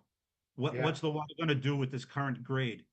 We don't know what type of dirt they put under there. Once again, hard pack, that's gonna change how water's absorbed into the water, into the ground. I'm sorry. Even if they put down mats, they fill that hole, they put down mats, that doesn't stop the problem of where the water is going to run. We get enough water, it's going to run. And from their previous plans, what they actually proposed was all the water was going to run towards the neighbor's property anyhow. I'm assuming, I would go out on a limb just by their own activity that's still the case. The water's going to come down the driveway like the basketball at a great rate of speed. It's going to go across the proposed patio where they dug out, and if they have to fill in and seed it, it's still going to go that way. Path of least resistance, and that path of least resistance is still going to end up right into the neighbor's yard. I would like to see somebody go down there and check what materials they added. Did they add hard pack? Did they stop water from being able to even be absorbed into the ground? Yeah. For the chair, the other concern that could be had is how even is that grade that they've made now? Are there puddles or pockets, or you don't know kind of what that looks like in a wet in a heavy rainstorm. So they've altered so much that what does the pocket of water look like on a heavy rain in on a storm? Yeah. Well, it sounds like we need some site work. We need the rest. We need the stabilization. I think that's the first step. And then maybe we need grades to show where they are now, so we can see what the topography is beyond the visual. Visual's pretty important for this site because of the slope of the property. But I think we need almost like a record of where the existing ground is now, and then we can compare that to before and get an idea. And maybe we need to do, once that stuff is stabilized, it doesn't mean we can't do a test pit to see what they put back there, what they brought in, and what those soils look like. But I don't want to do more digging and more excavation until that site is stable. But it doesn't mean we can't go back and do that. I So think if through he's- through the chair, Yes, are we developing an enforcement order right now? I think is so, this yes. what's Yes, we happening? need, Lucia will put together an enforcement order. It's gonna take a little while to get that thing going, but it's gonna, the items are gonna be to stabilize the existing site as it is now, to get some vegetation and some matting in there, so it's not going anywhere. And then we're gonna get data that shows where the grades are now and compare them to where they were before as best we can. And then see what our, where we go from there. And at that point, the site would be stable such that we could dig a hole and see what they put in there. I don't know what they buried there, or what they put in there, what kind of soil's there. Maybe it's great soil. I don't know. Through So I the think that, through the chair. So time is of the essence. I'm probably only working a few hours tomorrow and then I'm off Monday. So I think that we're going to be getting rainstorms this weekend and continuing through next week. So I think that that seed mix and that matting should get down like immediately, like literally right this second. If someone can go out there and put it down, most likely in the morning is probably a better fix. But I think that someone needs to be out there in the morning as soon as they can, getting this down before the rainstorm's coming. Um, and I'm understanding your condition so far. It sounds like get the site stabilized, which I think a verbal right now, because I'm not going to be able to get this done, an enforcement order done until maybe Monday. Okay. Maybe. I don't even know if I'll be able to do that on Monday, but I will try. And then you guys want, I'm sorry, I keep hearing feedback. Is that me? You guys can hear me okay? yeah, Okay, and then the second one, you said you want engineered plans showing what it was before and say, what it is now. okay, what it is what- now. And then we're gonna wait for the site to get stabilized, and then we're gonna require a soil evaluator to come out there, dig some holes, Right. tell us what they put in the soil. Do we want to know groundwater at this point? Anything you can think of, yeah, it's not that, yes, because we want to know. We want to know what the plan should be between the existing grade before they started, where it is now, what that affects, how that affects runoff and the water, groundwater, and the ability for soils to retain water that helps to keep it there and not running someplace else. So it's a drainage kind of runoff, stormwater runoff of the site. And it like also where that driveway thing, if you're looking at the front of the house to the right, where Yeah. it was already sloped before they Yeah, it cut was. into it. Is it there's got to be there's obviously some kind of like law or when a retaining wall is required, they got a hella slope going on now, like even worse, like so. And you If they can't don't redirect the flow of water. if they don't put a retaining wall up or put soil back, oh, that's so a third party has to come in and evaluate that section right there, Yeah. Yeah. especially. Through the chair, Michael, I really think Motion gonna look like? I'm sorry, say it again? What is the motion gonna look like? The enforcement order with all these other, what we're looking for? Yeah, well, right now, we want to give them a verbal. I don't know who we're giving this verbal to Jack. I mean, is anybody here from the property or that's been doing the work? You're the only guy here tonight, Jack, right? Jack can get out there and do it. So we. So, through the chair, through the Morning, chair, Mike. Michael, listen, one of the most important things that they can do right now, which is not verbally, but I believe the most important thing they can do is stabilize the site, but I Yeah. believe not a straw wattle. they need to put a silt sock at the top of the driveway. So if the water comes off the street and starts going down it's going down the driveway, at least it slows it. Yeah, yeah, So I think a silt sock needs to go along the whole front of the property. okay. Yeah. All right, That so, will, that will prevent a lot of water from going down that on that site. And then there would also be the requirement for mats over all the exposed soils. Correct. yes, Yep. and then seeded. Seeding could be underneath the mats. You need to seed it with an annual rye that will just, it's not gonna last. We just need to get it to stabilize. Yeah. Right. Okay.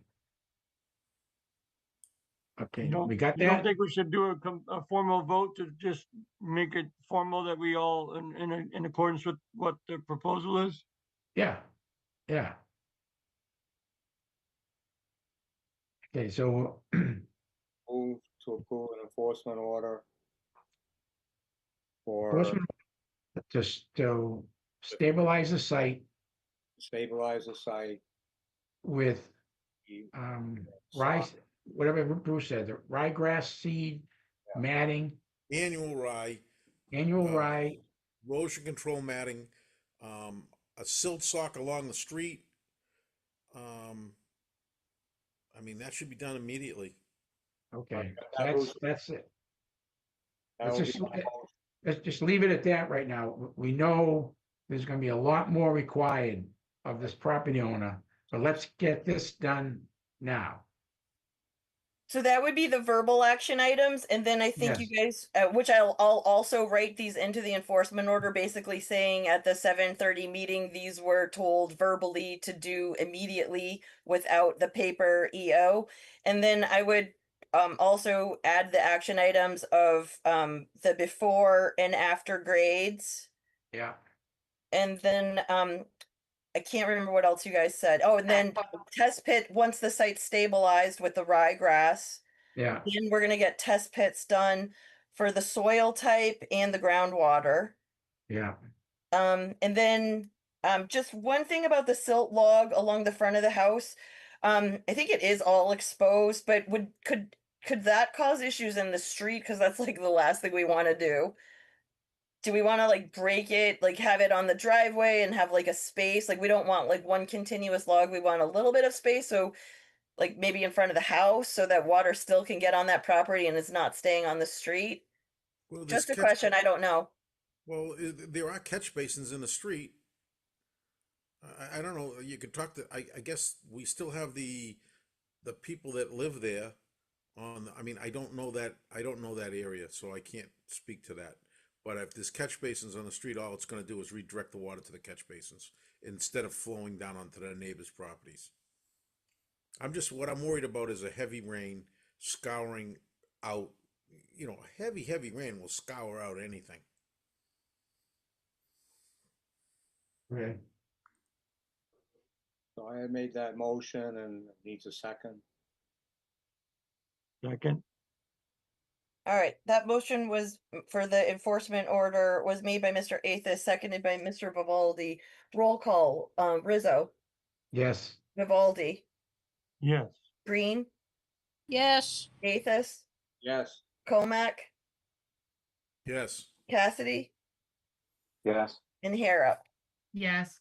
All right, so the EO passes unanimously, and then we're gonna need a motion for a positive determination that they need to file an NOI for work. And then I will mention, I think the motion should say something that in the positive determination about the illegal work that started. That's just my thought.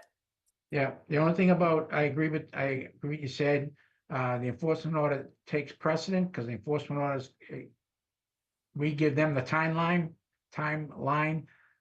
but if they come back with a notice of intent, we have to respond to that within so many days, and if they drag their feet and they don't get anything done, that can create problems. Isn't that right, Jack? You could request that they withdraw the RDA then, and then we just leave it at that. It's either they have to withdraw the RDA or you guys have to act on the RDA. I say withdraw the RDA, move to the enforcement order, and not accept anything until that site is, we have some answers and the site is stable, and then we have answers on how we proceed before we want to accept a notice of intent. Okay, I understand what you've said. Yeah. Okay, So I would respectfully request the commission, I would respectfully request we withdraw the RDA pertaining to 24.5 North Central Street. thank you. Okay, Motion, motion to accept the applicant's withdrawal of the applicant's RDA. Second, All right, that motion to accept the withdrawal was made by Mr. Vivaldi, second by Mr. Athos. Roll call, Rizzo, yes, Vivaldi, Yes. Green, Yes. Athos, yes. Comac, Yes. Cassidy, Yes. and Harrop. Yes. All right, that passes 7-0. And just want to let you guys know, just a reminder, I know you saw the agenda. It is very long and we are Yeah. only on number 2. This was both were Oh. very important though to make sure that the residents were heard. So thank you guys a Yeah. lot. okay, thank you, guys. Let's try to move on. All right, item 3 on the agenda is again, is a request for determination of applicability submitted by North Environmental Services, Inc., Maureen Herald. Property applicant owner is Lauren Mahoney. The proposed project consists of the demolishing a screen porch deck to construct a single family addition, deck, patio, associated grading, and utilities in the buffer zone. Property is known as 10 Connors Road, map 18, lot 103 in the city of Peabody. Hi, good evening, everyone. This is Maureen Harold from Norse Environmental. I can bring in the plan if that works for the commission. Yes, Okay. So as Chairman had stated, we have filed an RDA to raise the screened porch and deck to construct a single-family addition, deck, patio, grading, and utilities within the 100-foot buffer zone. The highlighted green area shows the bordering vegetated wetland. It's actually off-site. 25 foot is shown in this purple color. The erosion controls are shown in this orange color. We are proposing a silt sock to be staked for erosion controls. We are proposing the addition here. Most of the addition is outside the 100-foot buffer zone, and we are proposing a concrete patio. So the closest dimensions, the patio itself is proposed 75 feet away. The addition is 88.9, well, probably 90 feet because that goes to 7A.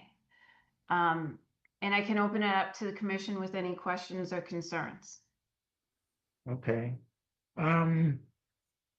Yeah, it seems pretty straightforward, but the only thing I don't see, and I'm not familiar with, is the topography of the site and the property. And, you know, there's no existing or proposed grades. There's nothing that tells us what areas, how much is gonna be disturbed. And I'm sorry to interrupt, Mr. Chairman. I do have some photographs. I can bring those in. It might be helpful.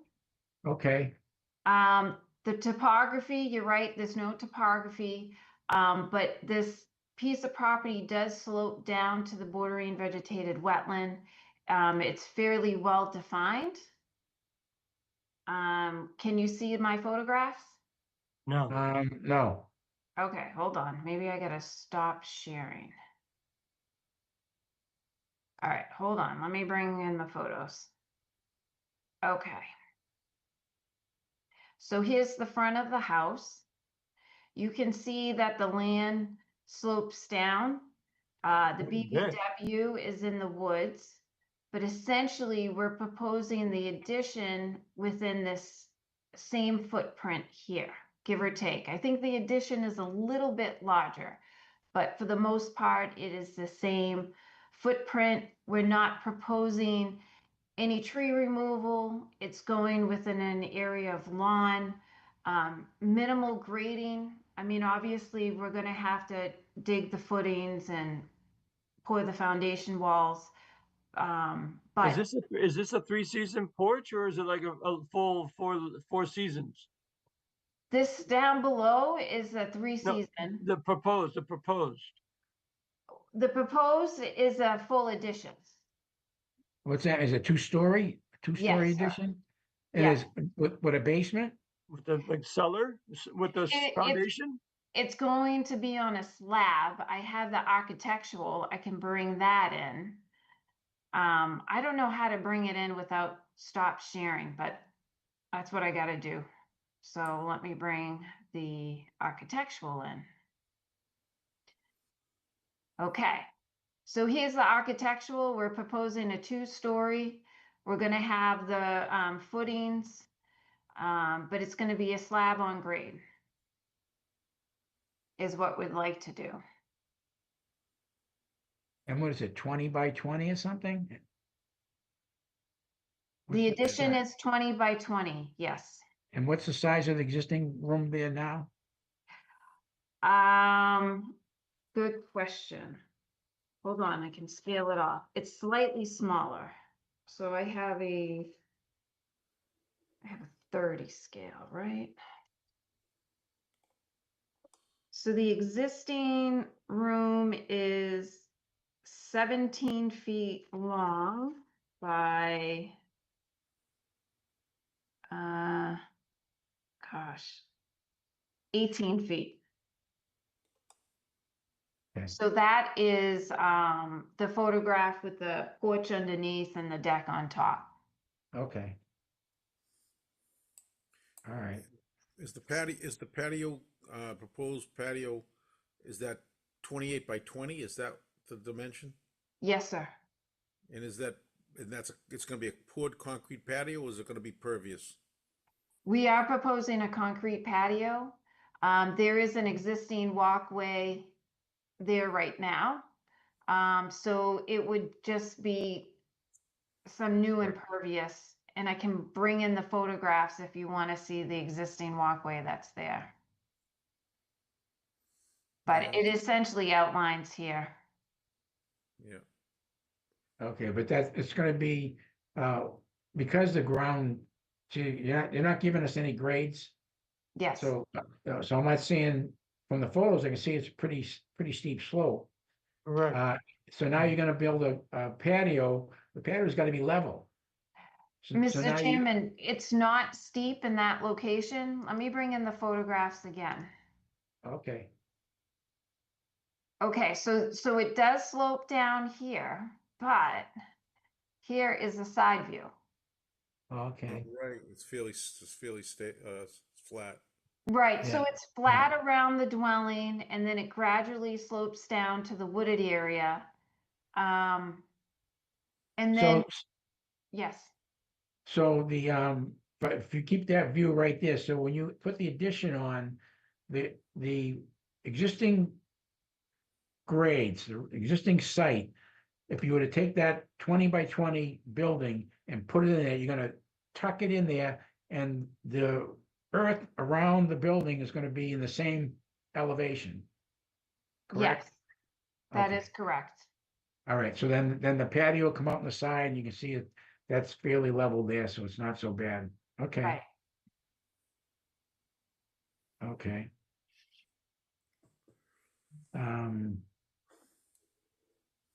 So the site, the plans you're giving us, you want to do this as an RDA, but you gotta have conditions. You need to have some silt socks going around there for erosion and stuff like that. So I have that on the plan, Mr. Chairman. Put that up again. So see this orange line? Yeah, This is the proposed erosion controls. Here is a Okay. detail. We're proposing to stake the silt sock. And again, this is you know, this is all lawn area, so that's the Yeah. good thing about this. You know, we're not cutting any trees, we're not doing any substantial earthwork, we're not pulling stumps or anything like that. Okay, no pool, right? There's no pool? No, no, no, no pool. I'm just asking. No, no, I would have filed the notice of intent if they wanted a pool. No pool. Yeah. All right, The I think property on sewer, is the property on sewer or septic? That is a good question. I You don't believe know? it's on sewer. Because when I went out there to flag it, I didn't see a septic system. I didn't see the leach bed. I didn't see the candy cane. I believe it's on sewer. I might have the property card and I can I'm maybe just trying to make sure that you guys need probably some bigger equipment to get out to the back of the house.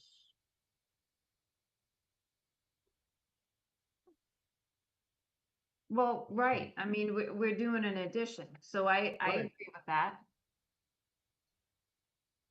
It's more for a question of for the property owner. I'm not sure if the property owner is on this evening. I think they were coming back from vacation or they might be on vacation. Heating, cooling, grade, dwelling. I'm pretty sure the house is on sewer. Yeah. I think all in all, I think the project's a doable project. If you get those erosion controls around there and, no stockpiling of materials except for just backfilling enough for there shouldn't be a lot of excavation. Cause you gotta excavate the trenches for the foundation, but then that goes back in the hole. So Right. it's not, so you're not gonna be spreading more material around. It's not like you're gonna, and you're not gonna change the grade. That's why it's good to have contours, because then we can say, well, you showed me that you're not doing that, you know, now we get no grades if they change. You know, So I apologize for that, Mr. Chairman. I think when the homeowners started to pursue this project and looking into it, they hired the surveyor, and it was one of those things that the surveyor picked up the flags and didn't pick up the topography. yeah, But I understand your concern, and in the future, I will certainly have existing and proposed grades shown on any plan I submit to you. okay. So what's the commission, any other questions, commission? What do you think? It's reasonable. You can open up to the public if there is anything, and then we can vote on it. Yeah, I'm just, anybody else in the commission have any other questions before we open it up to the public? Well, the chair, it does show that they're on public sewer, Okay, if you look into records. okay. Well, if there's no other questions from the commission, then we could open it up to the public.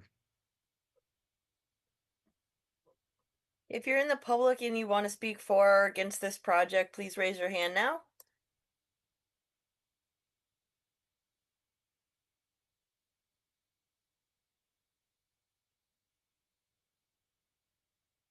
Okay, I don't hear any hands. To close the public hearing. No, no. Okay, so there's no comments from the public. What's the commission want to do?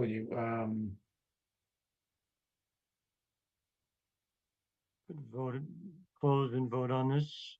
Okay, Pretty reasonable, like you said. yeah, okay. Motion to close public hearing. Second, Do we have a second? Second, All right, so that motion was made by Mr. Vivaldi, seconded by Miss Green. Roll call, Rizzo, Yes, Vivaldi, yes. Green, yes. Athos, Yes, Comac,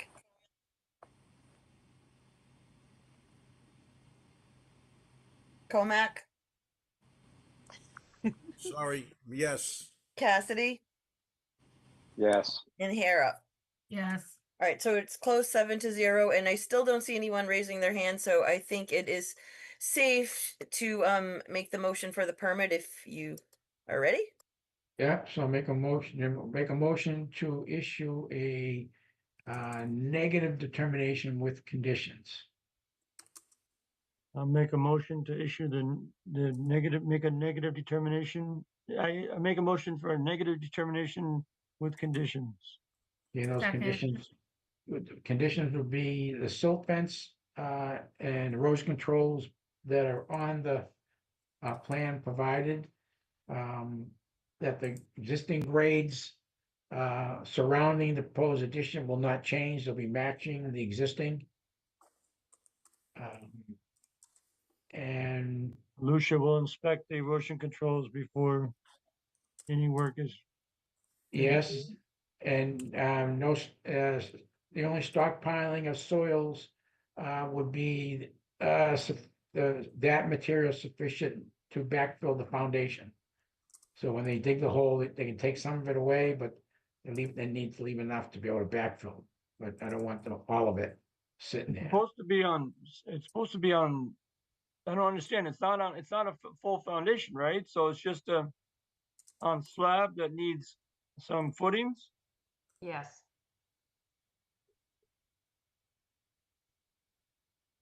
Oh, okay, yeah. Oh, it's not a full foot wall going around? No, it's a Oh, yeah. slab with footings. Okay, all right, that's even better. All right, Less disturbance, right? yeah. Okay, is that it? So we didn't vote on it, though.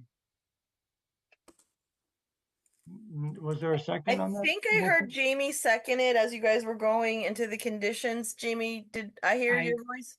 I did Okay. second it. I inappropriately cut off my commissioner. Sorry about that. Okay, so do you guys still need that stockpiling of soil condition No. though, or no? I don't think we need it. All right, do you want me to put it in for good measure? Okay, All right, and so again, so that was made by Mr. Vivaldi, seconded by Mrs. Harrop. Roll call, Rizzo, yes, Vivaldi, Yes. Green, Yes. Athos, Yes. Comac, Yes. Cassidy, Yes. and Harrop. Yes. All right, so that passes 7-0. I will probably get that out sometime, hopefully next week. That would be great. Thanks so much for your time this evening. okay, thank you. Okay, next item on the agenda is a public hearing on a request for determination of applicability submitted by JMB Design Studio LLC, Joseph Betancourt. Property owner is Henry Godhino. Proposed project consists of enclosing 3-season room in order to expand the kitchen. The property is known as 155 Goodell Street, map 25, lot 98 in the city of Peabody, and this is their first night here. I don't see anyone in the audience, so if someone's in the audience, they need to raise their hand so I know who to promote. And if no one's here, we're gonna have to move on to the next item. Yeah. Someone is here. I am promoting Nancy Keller.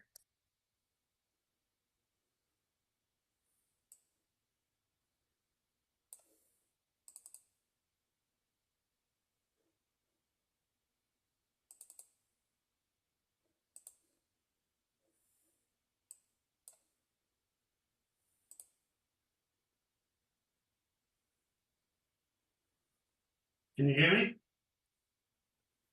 Yes. Oh, hi, good evening. My name is Joe Betancourt. I'm an architect with the design studio at 14 North Central Street here in Peabody. I'm here this evening with Eric. Yeah, we have a pretty straightforward project here. There's an existing 3-season porch which measures 12 feet by 15 feet. What Eric would like to do is to remove the existing structure and utilize the 3 existing piers, and then turn that enclosed space and simply expand the living space. So there's no digging, there's no new footings. We're going to utilize the existing 3 sonotubes that are there. So that's essentially the project. Pretty simple. So you're not changing any of the grades on the site? Nope. Because again, this property, this site plan doesn't have any grades or contours or telling us what you're doing with any of the site itself. You're basically using the same footprint as the 3-season one, correct? That is correct. Yeah, the existing dimensions 12 by 15. We're just gonna take that down, use Yeah. the same footprint and go up. Okay. So I was looking at the pictures, so it looks pretty straightforward. I don't know, maybe just, what do you think, Lucia? You want some silk socks going around or something? Or it doesn't sound like there's gonna be a lot of need for it. I think I had two conditions would be work must be done according to the plan, which states no digging is necessary, and then number 2, erosion controls should be inspected before work can commence. Okay. There's no resource shown on the plan, so I don't even know where the resource area is relative to the site. Yeah, I think they show it as a drainage easement, but and I mistakenly in my comments to you guys, I think I wrote that I thought it was the headwaters of Norris Brook, and I'm pretty sure I'm mistaken by that. But this definitely does feed in, and it eventually does go into Norris Brook. I think Norris Brook starts at Winona Pond though and comes the other way. So I think I had that one wrong.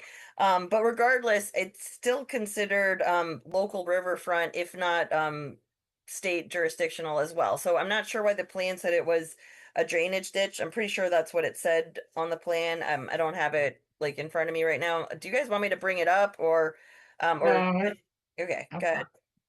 It's not No, a drain, not a Yeah, I was drainage. looking, I was looking at the photos, and it just looks pretty simple.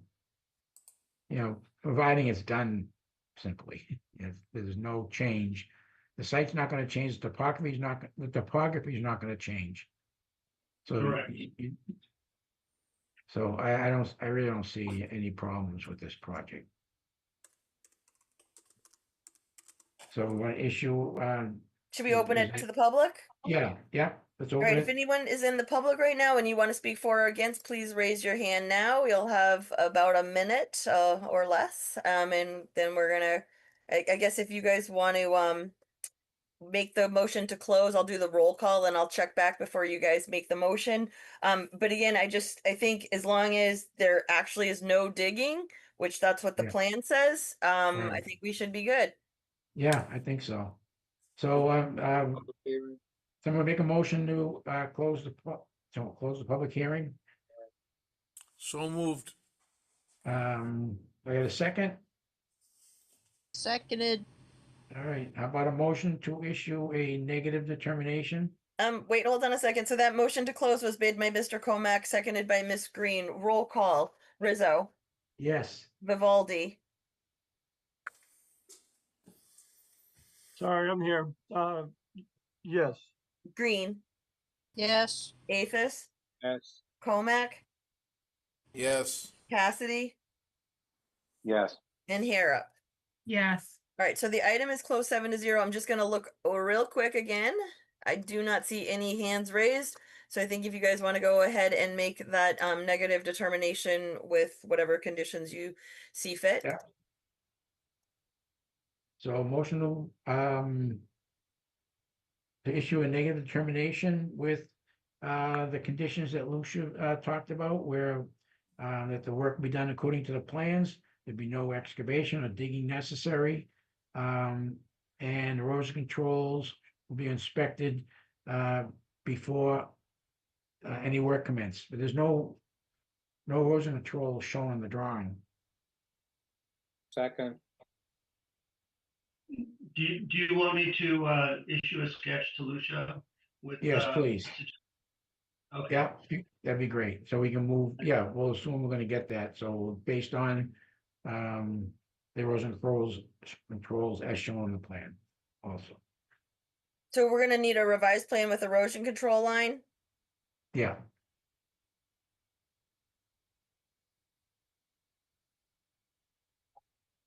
All right, so that would be so whoever's making the motion, I would make it contingent, like I'm not to release the determination until I have that revised plan. Okay. Yes. But we do not have a motion yet. I think it was just you, Mike, and I know Yeah. typically the chairman doesn't make the motion. No, I know. Yeah. So someone want to make that motion, then second that, what I just said? I'll make the motion. I'll second. Okay. All right, so that was motion for a negative determination with the conditions erosion controls whoops, so hold on.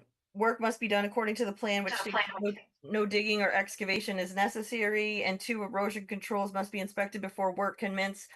To be held until a revised plan with erosion control line is submitted and approved. That was made by Mr. Cassidy, seconded by Mrs. Harrop, correct? Yes, ma'am. Correct. All right, roll call, Rizzo, Yes. Vivaldi, Yes. Green, Yes. Athos, Yes. Comac, Yes. Cassidy, Yes. and Harrop. Yes. All right, so that passes 7-0. And just for the record, I know Joe Betancourt, but I don't think I heard who he's with. I'm assuming it's the property owner. For the record, Joseph, could you just say, is that Henrique Godino?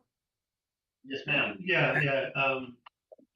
Henry, sorry, Eric is the client, and he's a friend. I'm helping him as well.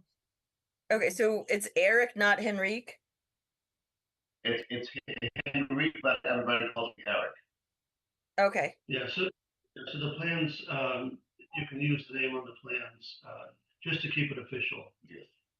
All right, thanks, guys. So probably next week or maybe the week after. I'm just really busy right now. Sorry. Definitely within 21 days. Thank you very much, Lucia, and everyone. Thank you. Have a good night. Thank you. Okay, all set? All right, next item on the agenda is under notices of intent. So can you continue public hearing on a notice of intent submitted by John Kelty Esquire for Samir Sapeh, applicant owner. The proposed project consists of the removal of an existing dwelling, pool, driveway, and the construction of a multifamily house with utilities and driveway. The property is known as 20 Parsons Street, lot map 95, lot 380, in the city of Peabody. This is the first meeting on the notice.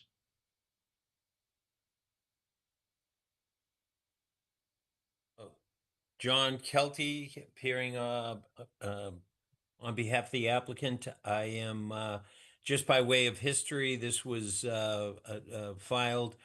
We were here at the meeting of April 9th. On April 14th, we had an on-site visit. We were back with some revisions to our plans on 6/11. We were waiting at that point for some input from the Department of Public Services, which we did get. We further revised our plans such that we made one of the units, one of the dwellings shown on the property, it went from 36 feet to 26 feet in depth, therefore being 10 feet further away from our brook. We added the trees as required by, I think, Commissioner Rizzo. We provided soils evaluation, which was requested by Commissioner Vivaldi. And we added sidewalk and curb to our plan, which was requested by the Department of Public Services. In all, we've reduced the size of one of the structures. The proposed retaining walls on the rear and the right side of the dwelling have been eliminated. The deck is now being proposed at ground floor level and at the first floor level. We've our changes result in a reduction of the alteration of the 100-foot riverfront and 100-foot buffer zone. There's a reduction now of 520 square feet of alteration. We've agreed to restrictive easement. We put that note on the plan. And we now, the alterations to the riverfront and the jurisdictional buffer zone are reduced by this much? Oh, the total impact within the 0 to 100-foot riverfront area, there's an alteration of 470 square feet. Within the area which is 100 to 200, there's a difference of 5,520 square feet. And in the buffer zone, the same 470 square feet that that I've cited earlier. The erosion control barrier has been moved northerly of contour 38, giving more protection to the wetland. And we've added no disturb markers to the plan that have been relocated to run with the erosion control line. We think that those were the issues that had been outlined for us to address. We are here. Mr. Mello is with me as well. We can answer questions that you may have. And I'm happy to do so. Okay. All right, so you still have two buildings on this site? We do. When we talked last time. Okay. And the building on the left has a two-car garage under that, Yes. correct? Yes. And then how many stories is that? Three. 2 stories? 3 stories? 3 Or levels. 3 levels. 3 levels, one level being the garage, right? Correct. Yes. Okay. And how about the building on the right? Same. Two driveways? Yes. 2? And then 2 levels. Oh, wow. All right, well, I don't know where I begin. I still have a lot of issues with this property. Yeah, it's just like, I think you're trying to put way too much stuff on a piece of property that is total riverfront, of which piece of it is in the inner riparian zone, but all of it's in the riverfront. And it's just, I could see one building, I think with that building on the left with the 2-family, the 2-car garage, that fits pretty well with the site. You move the building over to the left, you've got it outside, entirely out of the inner riparian zone. And without a building on the right, you could have a yard, some grass. It's what you would hope to see when you have riverfront and buffer zone.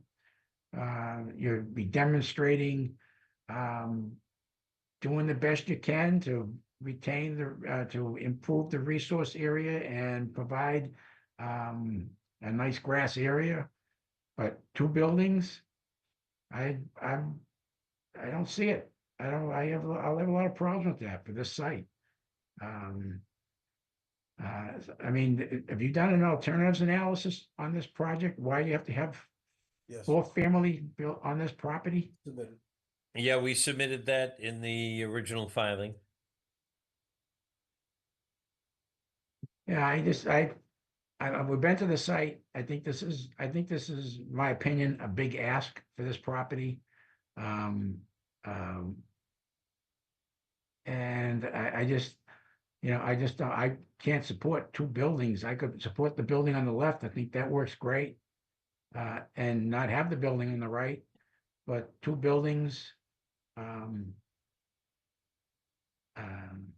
don't support that. I'm sorry, did I ask you you did an alternatives analysis? Yes, in our original filing, yes. All right, okay. And you recall as well, I think that DEP had no negative comments.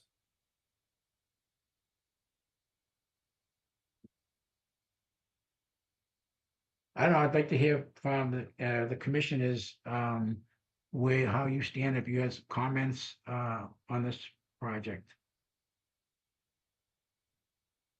Through the chair.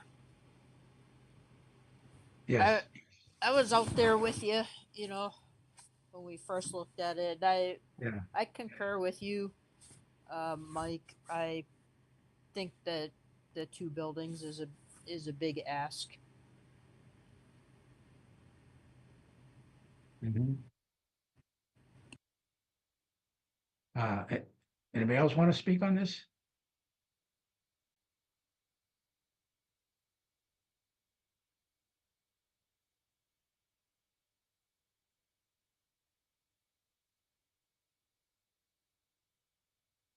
And I don't really have anything to base it off of other than I looked into my crystal ball and I see that this is another North Central Street waiting to happen.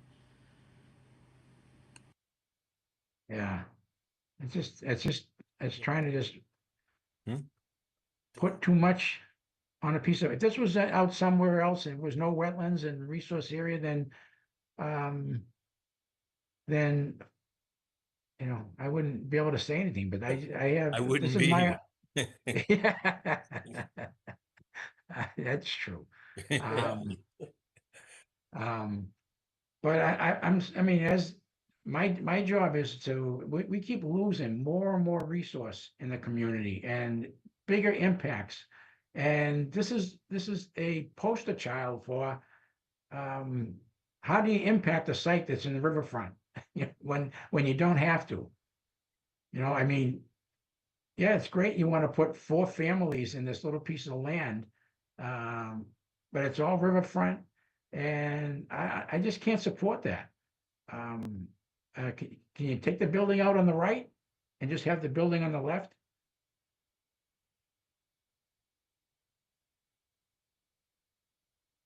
Would that gain the support of the vice chair and the board?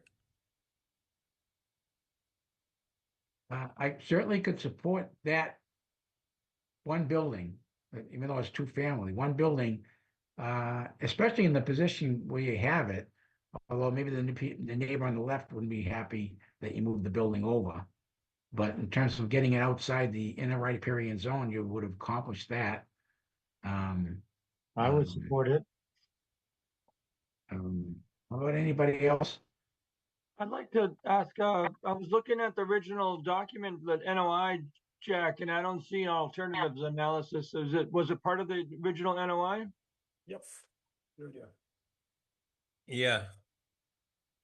It says riverfront area or alternative analysis I'll look right on the again. top. Okay. It was attached to the rear of the original filing of the notice of intent.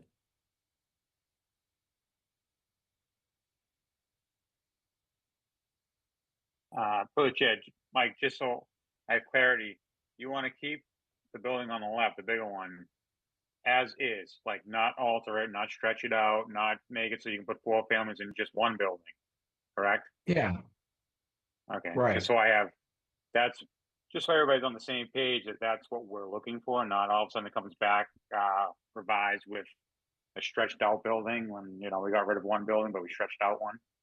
Yeah, with the assumption that in good faith or looking at this property, if that was my property, I had a 2-family house. That area on the right could become a nice lawn for a family to enjoy, children to play. This because it's back there. You get Swing the set, wetlands, etc. Yeah. you know. So it's, you know, it's that works. That's I can see that. I can't see 2 buildings. Yeah, it is a big ask of that small lot to put 4 families on there. with riverfront. I mean, you're talking, obviously debris, you're talking a lot of different things, extra cars, et cetera, and so on. So it's not just buildings, you're adding things when families move in or whoever moves in too, so. Yeah, it's our job is the conservation stuff, but personally, it's an impact to the neighborhood, just even putting a four-family, on these properties, especially in these tight neighborhoods, it's hard. But certainly one building, it would be half. Through the chair. And yes, Yeah, I'm sorry. I didn't mean to interrupt. I wasn't. I must have missed this. Either I wasn't at the meeting, and I definitely wasn't at the site walk. I'm looking at it on Google Street View right now. Am I misunderstanding?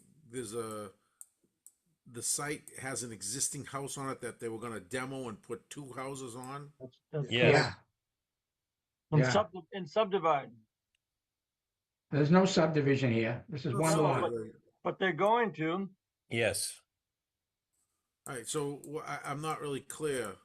Now you're proposing just basically knocking that building down and putting a two-family? Putting two units. Two families. I understand what two-family. you're proposing is putting two, and Mike, I just want to make sure I'm understanding. Yeah. Michael's saying, no, I can't accept that. I would No, I like to see can't. one two-family. Yeah, in fact, I'm If a single family right now, you want to knock that down, take that away and put a two-family on the site. We would support that better than the two families. Right. So instead of putting 4 units, you're proposing say we would accept a two unit building. Is that 2 units or is that 4 units on the left? Each Two. unit is 2. No, I'm Two. asking Jack. It's an R2 zone. Yes, that's a 2-unit building.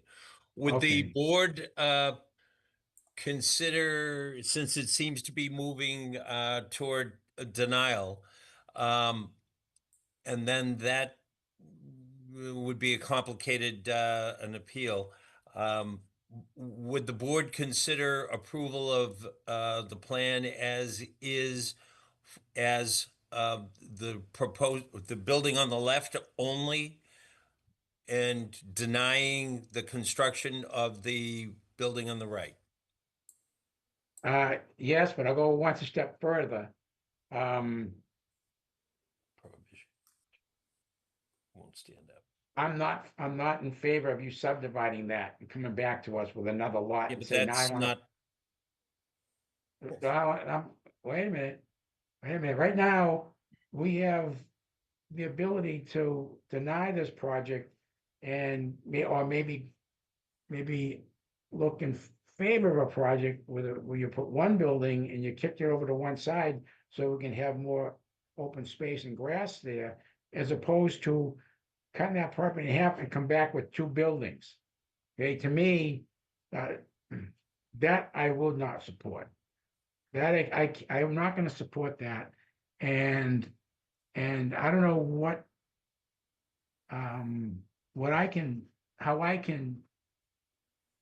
do about that, because I can't stop you from subdividing property. But have you gone to zoning about subdividing this at all? Have you talked to anybody? That's by right. it's by right. An A&R plan would be by right, showing two lots in compliance with zoning. Through the chair, though, there is a part in the regs, and maybe Jack wants to speak to this. There's a reason why he's not subdividing first and then coming to you with 2 NOIs. It's because once he subdivides, it says somewhere in the regs like Riverfront in Yes. 1996. So that's You're why right. he's doing this. So if you want to make sure that they're not going to be able to subdivide, and if the client and Jack and everyone is in agreement to move the house back to the original footprint and do a double decker or a triple decker. That's what the neighbors wanted all along. They just Yeah. don't want to get crammed in with Yeah, 2 more houses, agree. 8 more cars. I think Counselor McGinn is in the audience. I'm not sure if he wants to speak. I will wait for him to raise his hand if he does, when that time comes. But I mean, so there's a reason why he's filing this way and not Yeah, no, subdividing and then coming back. That's correct. I can see that. So I would, yeah. Okay. I have a different standard with respect to the Rivers Protection Act applies to the lot that existed prior to the adoption of the act. Yeah, so I can't, like, I could, but he's not going to. I could tell him to take that dwelling, the one on the left, and move it to the middle of the property. Okay, and say, yeah, we can support that. But it's like, well, you know, I can support that, but I can also support the other one because it's more beneficial to be outside the resource area, outside the inner riparian resource area. But that puts that house closer to the person on the left, and I wouldn't be happy about that. It would be much better if that building was, you know, in the same location, raise that building and put a two-family in the middle. And I would support that. I would support that because I do not want this property, I would not want this property subdivided and have two similar properties, buildings on that site. It's just, it's too much. It's enough. What, through the chair, what would this be if there was a larger building in the middle that's a three-family? I couldn't get it under zoning. It's an R2 zone, Arthur. How about the building on the right being a single family? No, I can't get to. Pardon? The building on the right being a little bit smaller and a single family. That would comply with zoning, but It wouldn't be four families, it would be three families living in that. I'm just spitballing here.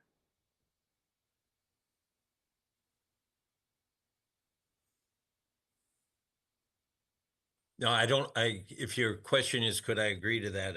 I don't have the authority to agree to that this evening. Well, I don't know how far it would go anyway, so. Yeah.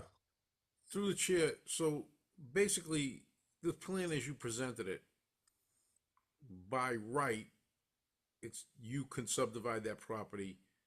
Yes. And In accordance with zoning, yes. according with zoning, but according, obviously, we have the right to stop that.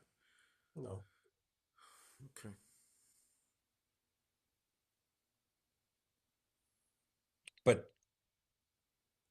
But if you denied the building on the right and you approved the building on the left, and I then subdivided it, you would need to approve any new construction on the right. That's correct. Or otherwise it's the taking. If we denied it. Correct. My point being, Jack, is you know the position of the commission, Yep. and you know we don't want another house in that footprint of that lot as it stands now. So to me, I don't know if I'm right by law, but to me, by you subdividing that and coming back with another house, and we say, well, you can't deny it, we have a lot now.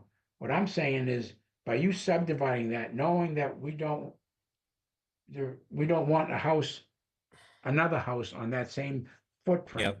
Yep. That you are creating your own hazard. Okay, I mean, your own, I would be hardship. You're creating the hardship. You subdivide that and expect us to approve a house on the right side. We're saying no, and you created that hardship by subdividing the property and putting yourself and us in that position. I think I understand where you're going. The subsequent subdivision would also apply a different standard to a review of a different building. It would be more onerous, it'd be more difficult to comply with the regulations that are applicable to the plan that's in front of you this evening. But that's not I mean, I'm only suggesting that it would be harder to get, and perhaps less onerous on the board to deny, but do we want to continue again to see if he wants to do Changes every time. I don't see any point. More and more. This guy's not gonna want to do it again. He gets screwed by this change.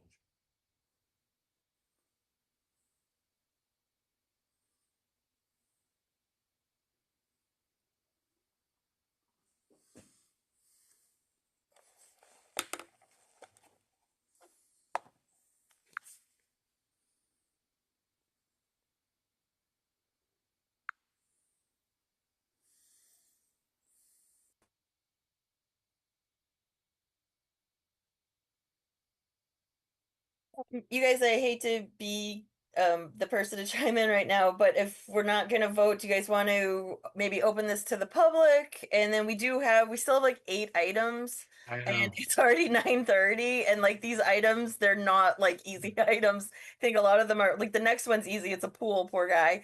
But then everyone else after that, we have like some like I'm pretty sure it's like 3 large commercial projects to review, or at least 2. We definitely have. So Yes, let's open it to the public. Okay. if anyone's in the public, please raise your hand now if you would like to speak.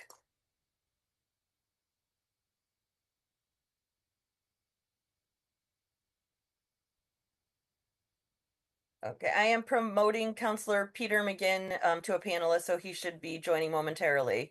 I don't think the neighbors are here because I think they got discouraged and just, so I think they kind of trailed off. I don't see anyone, but Counselor McGinn has been promoted.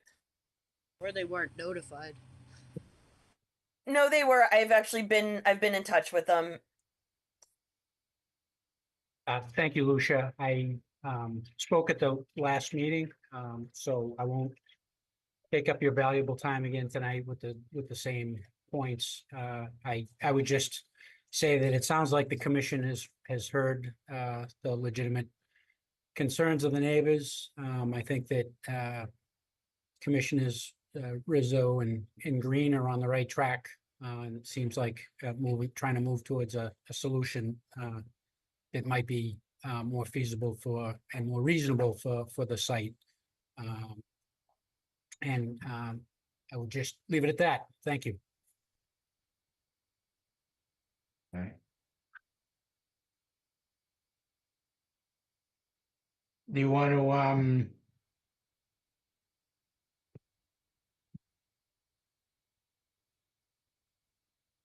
do you want to do, Jack? You want to continue this?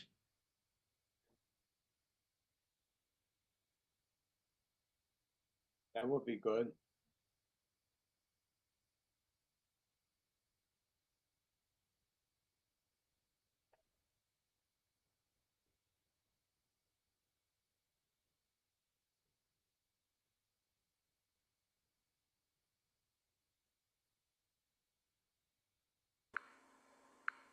Through the chair, I think Jack needs to talk to his client. Yeah, I think so. And that's kind of the offer on the table, right, Mike, is the 1-2 family, no subdivision. Right.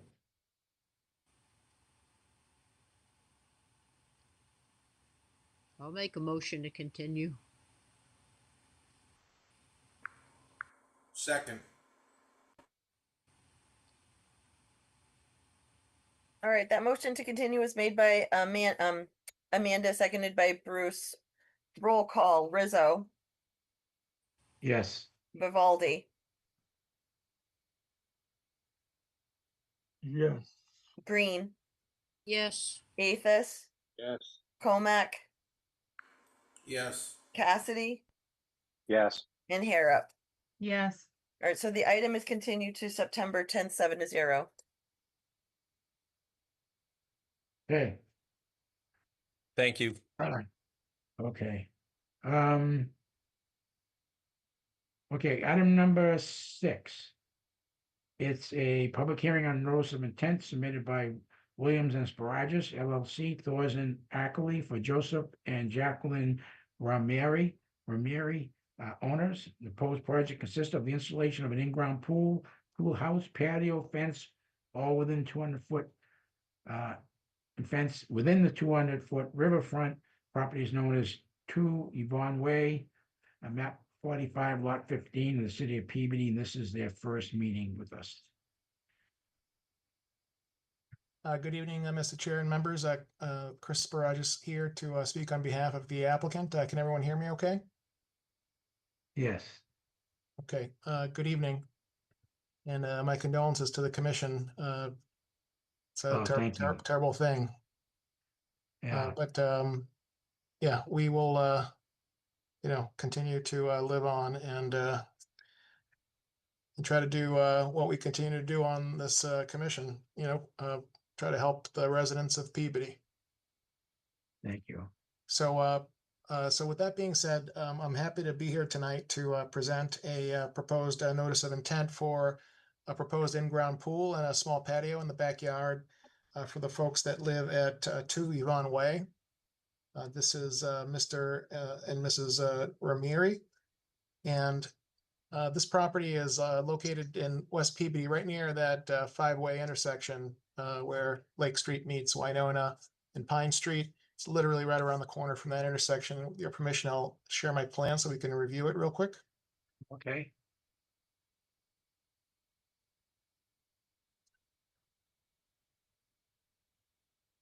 Okay, so so we threw a little bit of color on this plan. It's an odd shaped lot. The frontage of the lot is actually out here on Winona Street, and Yvonne Way is a right of way that comes in. I highlighted it very lightly in gray here, and there are other houses that access Yvonne Way to get to their home site. And the folks that live in number 2 come in off of Winona here and come in here. Here's their home. And the lot opens up quite a bit. We have a locus map or key map down here. The existing lot is over 3 acres in size, so it's a very large lot. And in the existing condition, only a small portion of the property is developed, just over 20,000 square feet up on top of the hill towards Winona Street. That's only about 15% of the lot area. The reason why we're here this evening is because about 20 feet downhill from us is Norris Brook, and it flows from west to east in this direction. I kind of just colored it in real quick here in this dark blue color. North arrow is here, so north is up on the plan. And then bordering the perennial stream, we have a bordering vegetative wetland. And then I've shown the buffer zones associated with the perennial stream. The 200-foot riverfront area comes out way over here. So the entire lot's in the riverfront area. The 100-foot setback from the edge of the river is here. The wetland again is back down here, not too far away from the edge of the perennial stream. And then the 100-foot buffer zone looks something like this. So that's the existing condition. What we'd like to do is come into a part of the backyard here that's currently mostly a lawn area, and construct an in-ground swimming pool that measures 16 by 40 with a small patio around the pool, and then with a small 10 by 15 pool house just off to the side here. This activity is outside the 100-foot buffer zone, beyond 100 feet from the riverfront area. And it's also outside of a limit of no cut, no disturb that was agreed to as part of a previous NOI filing. So we're just outside of that. There'll be some activity needed to access the pool site. In other words, the site work contractor will have to come in around the side of the home here to get to the back. And so they'll have to drive through this a portion of the 100-foot buffer zone to get back here. And there'll be a little bit of activity as they excavate this area in the buffer zone to the wetland, but very little. The permanent items are going to be outside the 100-foot buffer zone. The amount of riverfront area disturbance that we're proposing is approximately 1,655 square feet. In this activity, in this case, where it's an accessory structures, this activity is considered an exempt activity, as long as you meet certain criteria. Number one, more than 50 feet from the wetland, which clearly this is, and this is an area that's currently maintained as lawn. And so if you meet those thresholds, this is an exempt activity within the riverfront area. So we're here this evening, Mr. Chairman, to ask for a order of conditions to allow us to install this pool. So without further ado, I'll turn it back over to you and the commission members for any questions. Thank you. Okay. So as far as the topography, is that area kind of leveled to begin with? Sure. The area in and around the house? Yeah.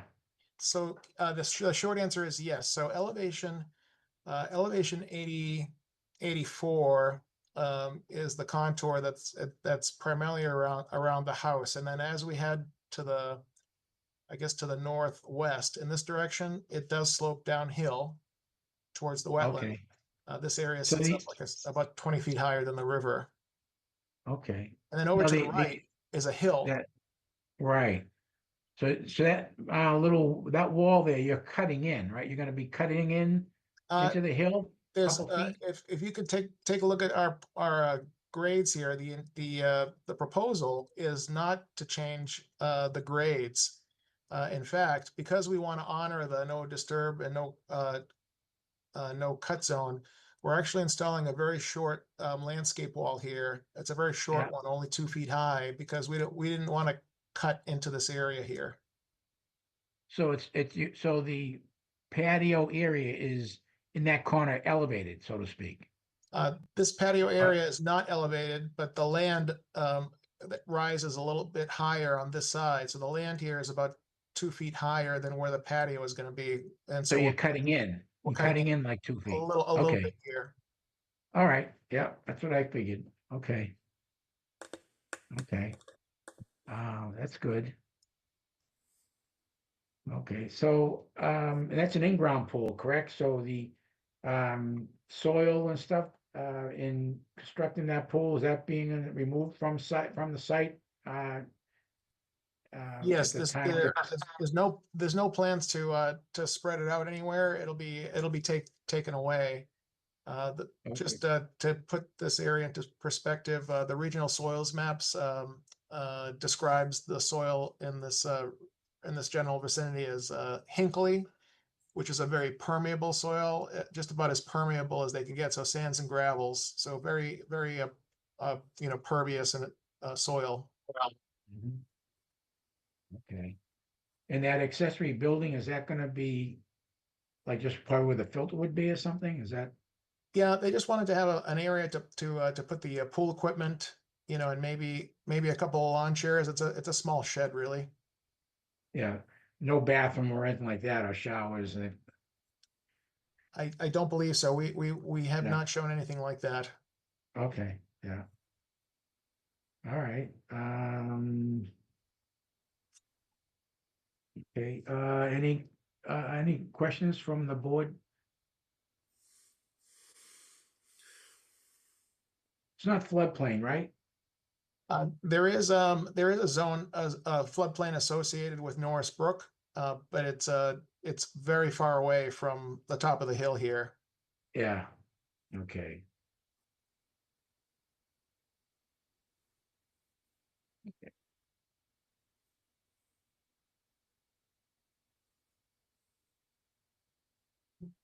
Okay, and there's it's outside the DEP, no disturb zone. That's correct. Yeah, This was yeah. the line that that was shown on the previously approved plan, and so we purposely kept the patio and the pool area out of that buffer, including the pool house. Okay. That's the one line I didn't highlight. So let me just zoom in and I'll show you exactly where that is. it's a dashed line that has longer dashes, and so it starts yeah, over yeah. here. I see it. Yeah, and it goes around like that. Okay.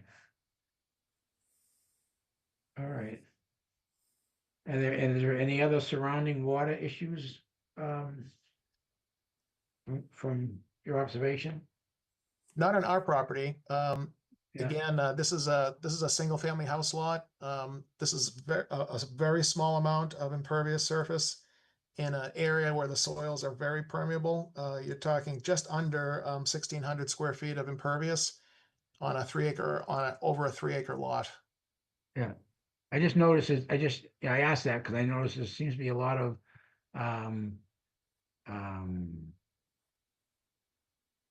drainage, like head walls and things like that. I see a lot of, Oh, sure. Let me explain. There is a Yeah. stormwater management area over here. This is associated with Yvonne Way. When Yvonne Way was laid out, it Mhm. accesses, I believe it's three different homes. And this is a small stormwater management area where there's a catch basin here, it directs water into a small stormwater management area right in here. And then there is a outlet control structure. So when this thing fills up during a storm event, it enters this structure and then discharges over here. so, so the patio and the volume that the, that the pool would take up, no adverse impact to that facility at all. No, in fact, this area is gonna sheet flow in, in this direction, away from this area. Okay. All right. Through the chair, Yes. Michael, that's the three houses that Salvaggio developed. That's correct. There's three houses on Winona Street that he developed, and that's the one with this unit's the one with the, like he said, all the detention area. Yeah, okay. That's right. Okay. If anybody else doesn't have any questions, we could, open it up to the public.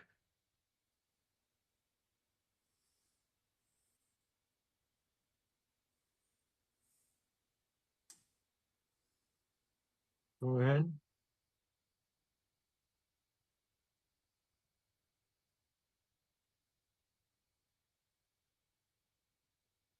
Take comment from the public. Yep. If anyone's in the public and you would like to speak, please raise your hand.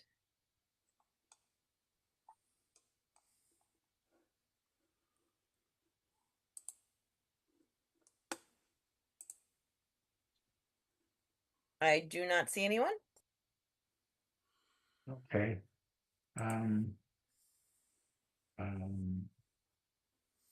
Eh, I'm glad you said the soils were good soils for absorption. So, during this, each season, usually in a built-in pool, in-ground pool, they'll draw down the water level to get below the skimmer for the season, so that water's got to be pumped out. We have procedures and policy for drawdown of pools at the end of the year, where you have the water would stand with no chlorine for 7 days, so that the chlorine would dissipate and basically dilute itself. And we don't really like overland flow for that water. So it'd be nice if there could be a dry well associated with that. But if you don't show one, Yeah, we did not show one for the pool and patio area. The pool, is the pool, right? It's not going to it's impervious, but Yeah. there's no runoff necessarily, right? So Yeah. it's just a little bit of runoff from the patio. The patio measures only about 800 square feet. It's a pretty small. no, the dry well would be a place to, when you draw the water off at the end of the season, that water, instead of going overland flow, you could put that in the dry well like it was a wash machine, you know. Oh, I see what you're saying. With your permission, we could run that, the pump line out to the catch basin that's in front of the house and utilize the stormwater management area for that purpose.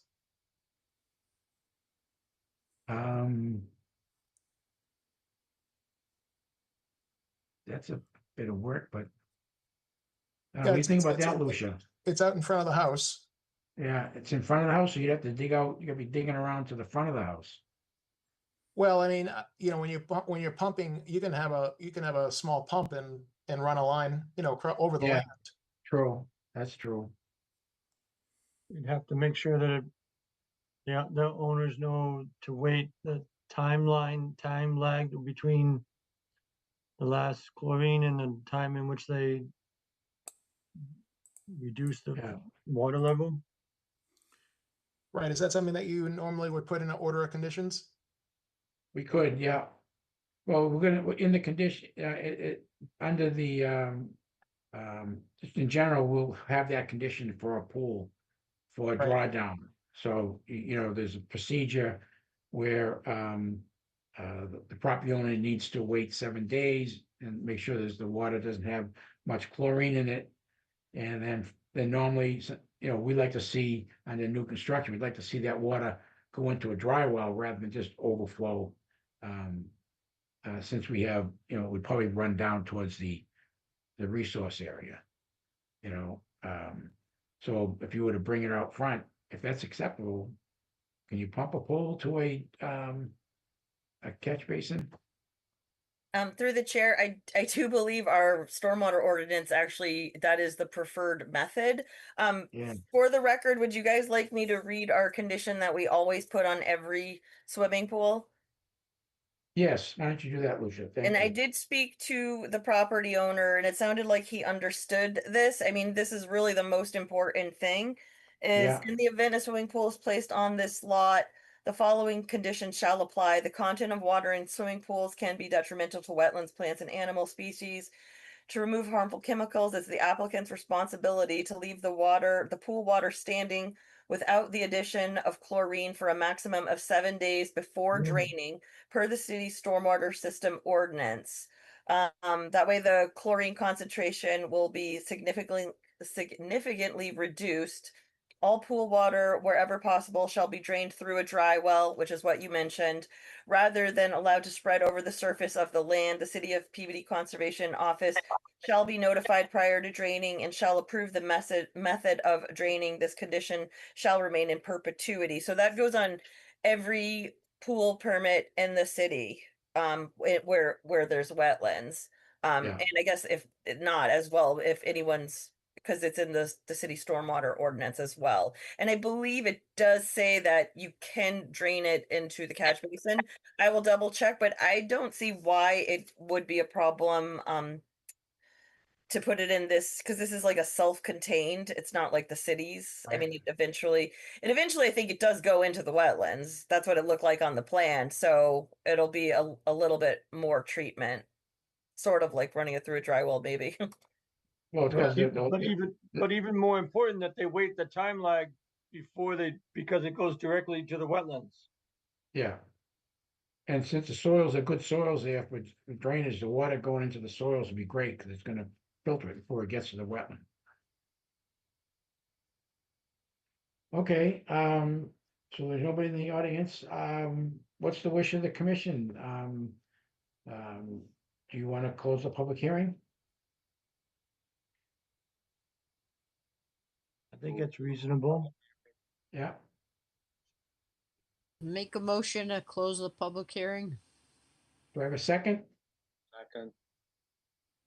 Okay, That motion to close was made by Amanda, seconded by Mike Vivaldi. Roll call, Rizzo, yes, Vivaldi, Yes. Green, Yes. Nathus, Yes. Comac,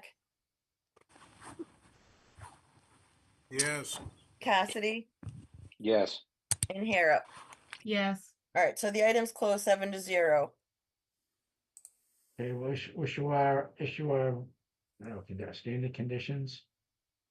And more importantly, the pool requirements, the drawdown. And are we showing any BMPs on site here? What was the question, Mr. Chairman?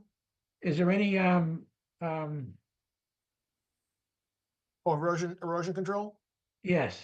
Yes, we have an erosion control line right here on the Okay, downhill yes, side. okay. Yep, very good. Okay, and at the be no storage of the spoils from the excavation of the pool, that they'll be taken off-site. I don't know, either at that time or within a day or two or something like that. I think that's reasonable. This is a small excavation, and so they'll probably just Yeah. scoop it right into the back of a dump truck. Right, okay, that's good. All right. Sounds good to me. Second that motion. All right, so was that Mike Rizzo, did you make that motion or did you want someone else to make that for you? No, I didn't make the motion. I just made the suggestion and somebody needs to make the motion. I thought it was jobbled. The sound sounded from my computer wasn't clear, so I don't know. I think someone seconded it, but I didn't hear somebody making the motion or vice versa.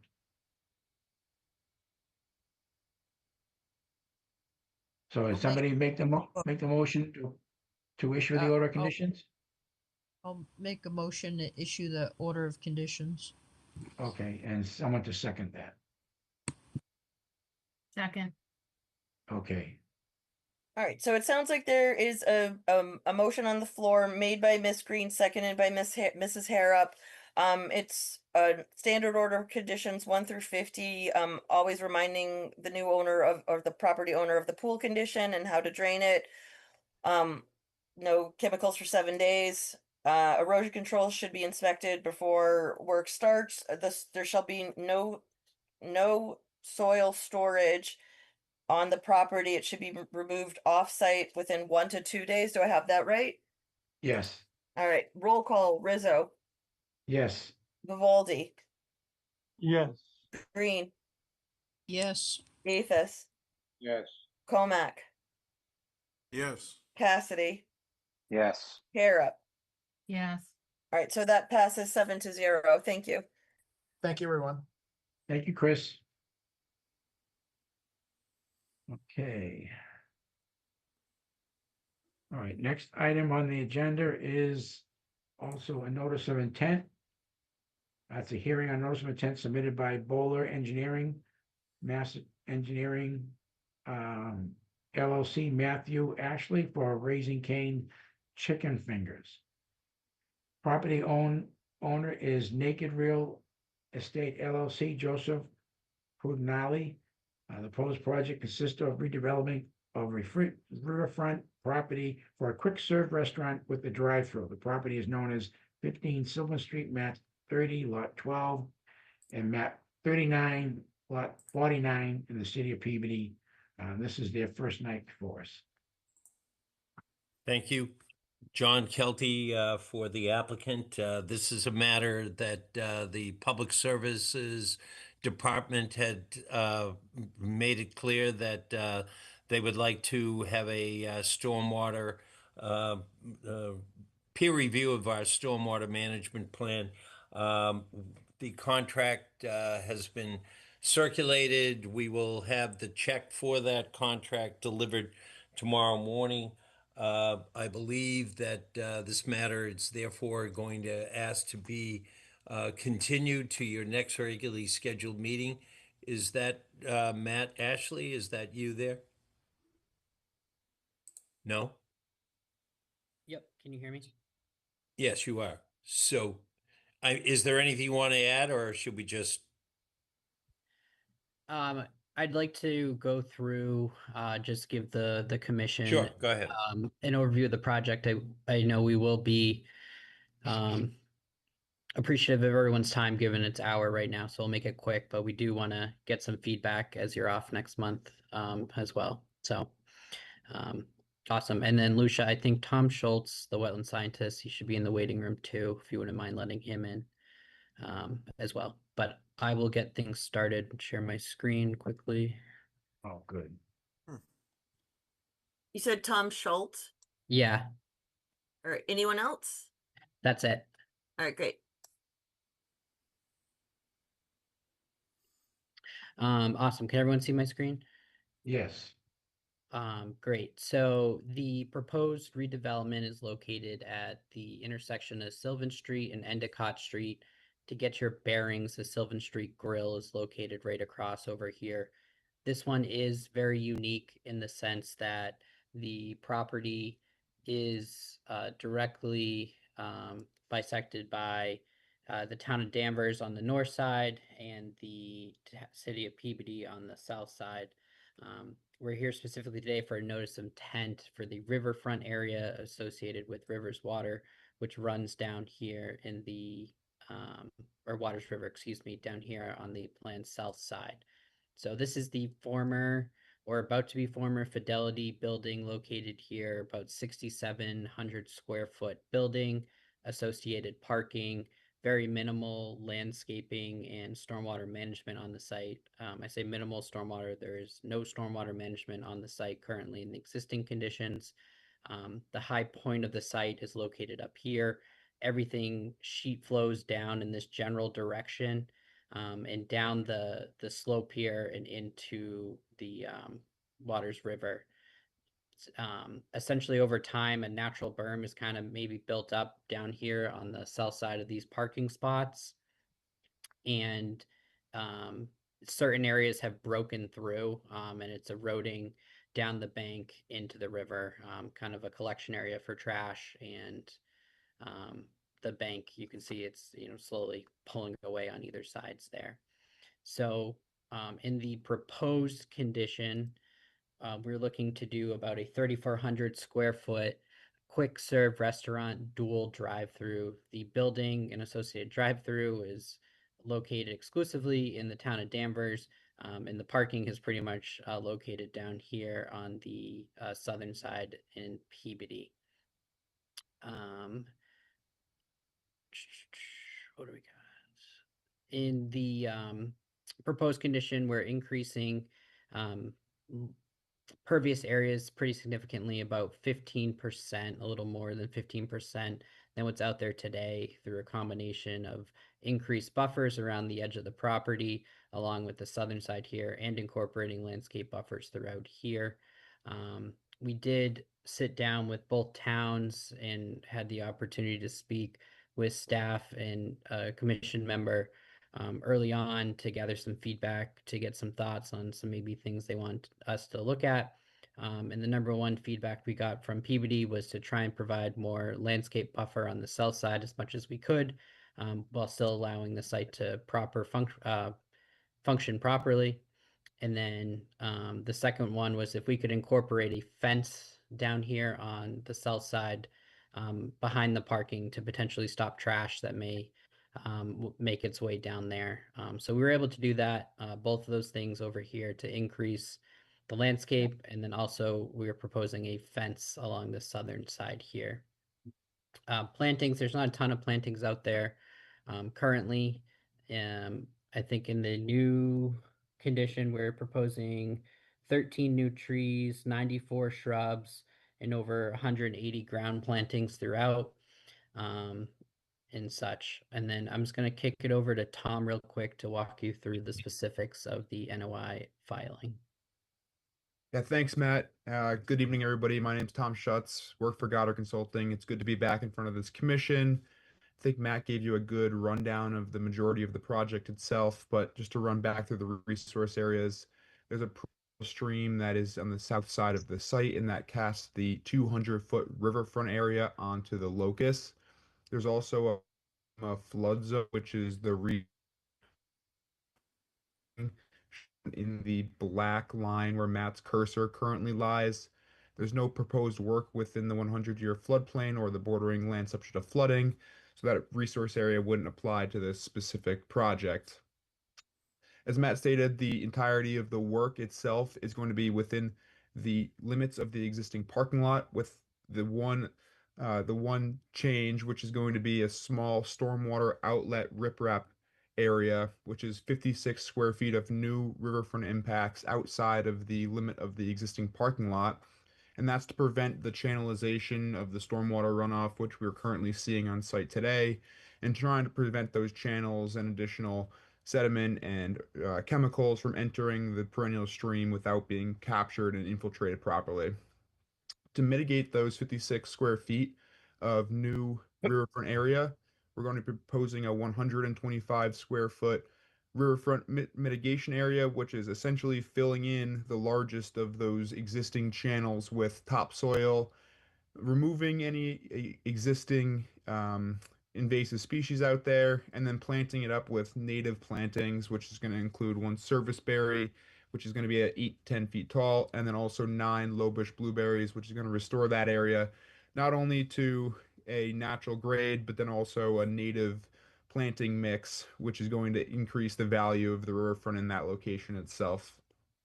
If you have any other questions, I think that's it for me. I'll keep it light because it is pretty late, but if you have any other questions regarding the riverfront area, performance standards, or the restoration area, I'd be more than happy to answer them.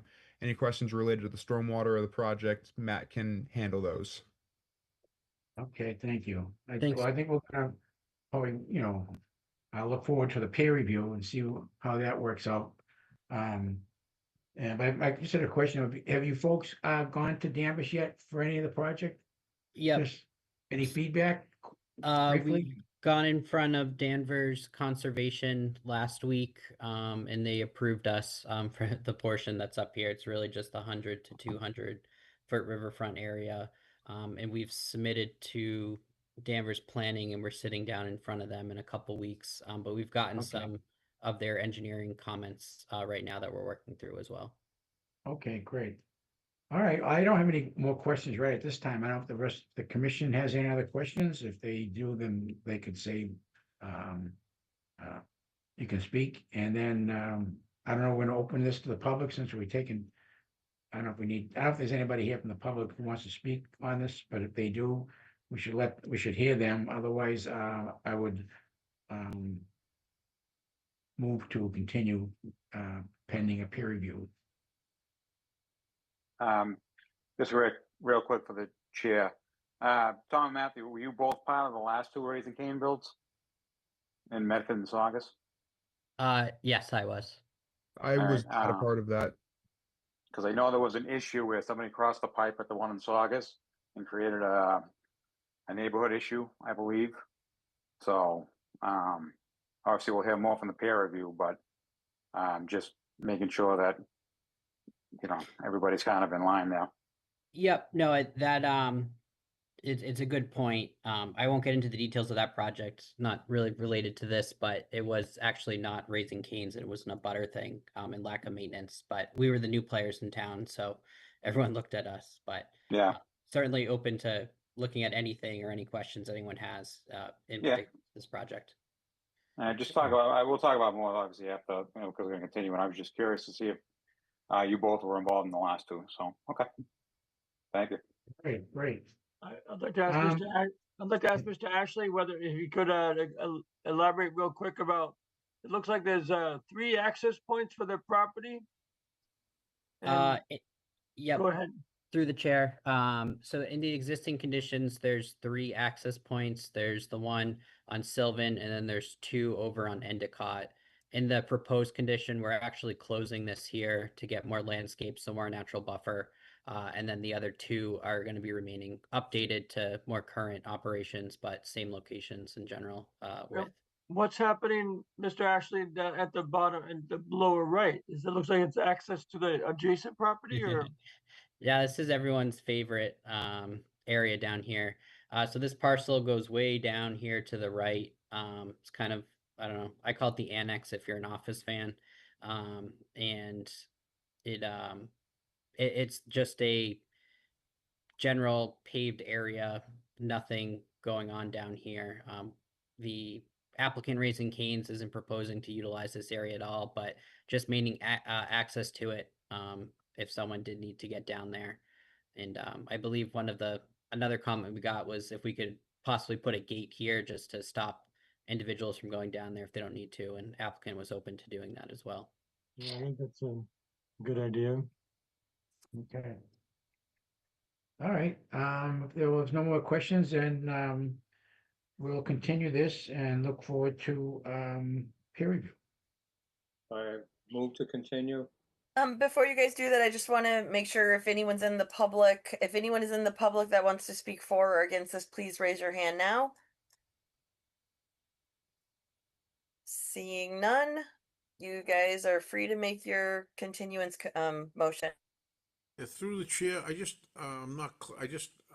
always question this. Why is a project as small as this going to peer review? Was that requested by the DPW? Why is this going to peer review? Yep. Yes, it was requested by DPS. Yes. Okay. All right. It's a pretty small project. I mean, I know it looks. They have, obviously the engineered plans. These plans are pretty complete, but it's a pretty small project overall. So anyway, okay. Okay, did we get the second on that? I'll second that. Okay. All right, so was it Arthur who made that motion and Amanda seconded it? Did I get that right? No. Yep. Okay, great. Roll call. Rizzo, Yes. Vivaldi, Yes. Green, Yes. Athos, Yes. Comac, Yes. Cassidy, Yes. Harrop. Yes. All right, so this item is continued to our Wednesday, September 10th meeting. Thank Okay. you, everyone. Thank Looking you. forward to it. All right. Next item on the agenda, let's see. Next item on the agenda is item number 8. It's also under a notice of intent. It's a public hearing on notice of intent submitted by Ty and Bond, Gene Christie, for Dandrio Brothers General Construction, Robert Dandrio. The property owner is the Humphrey 460 Realty Trust, Charles Patsios. The proposed project includes demolition and redevelopment of existing building structure and associated stormwater management improvement in riverfront and FEMA floodplain. The property is known as 103 Foster Street, map 95, lot 001A in the city of Peabody.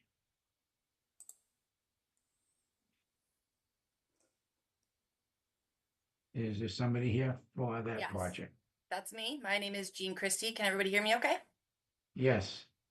I'm a civil engineer with Ty and Bond here today to present the 103 Foster Street redevelopment project. I do have a presentation if it's okay to share. Okay. Through the chair, Jean, is there anyone else in the audience that I should be promoting to panelist? Yeah, I think Rob is here on the phone. Number 781-844. Yep. I don't know if I can promote a phone to a panelist, but I will try. I do see Bill Dandrio's in the audience, but he declined to become a panelist. Yeah. Is there anyone else? Paul Crowley. I don't know if Paul's on. I do see a Paul C. So you want me to promote Paul C? Sure. All right. And I don't think I can, if when the time comes for the phone, we'll just have to unmute him. Okay. All right. So, getting right into it, we have a lot to present tonight because it is a complicated site, but I'll go through things as quickly as I can. Just to get everybody familiar with the location, this is at 103 Foster Street. The parcel is highlighted here in yellow.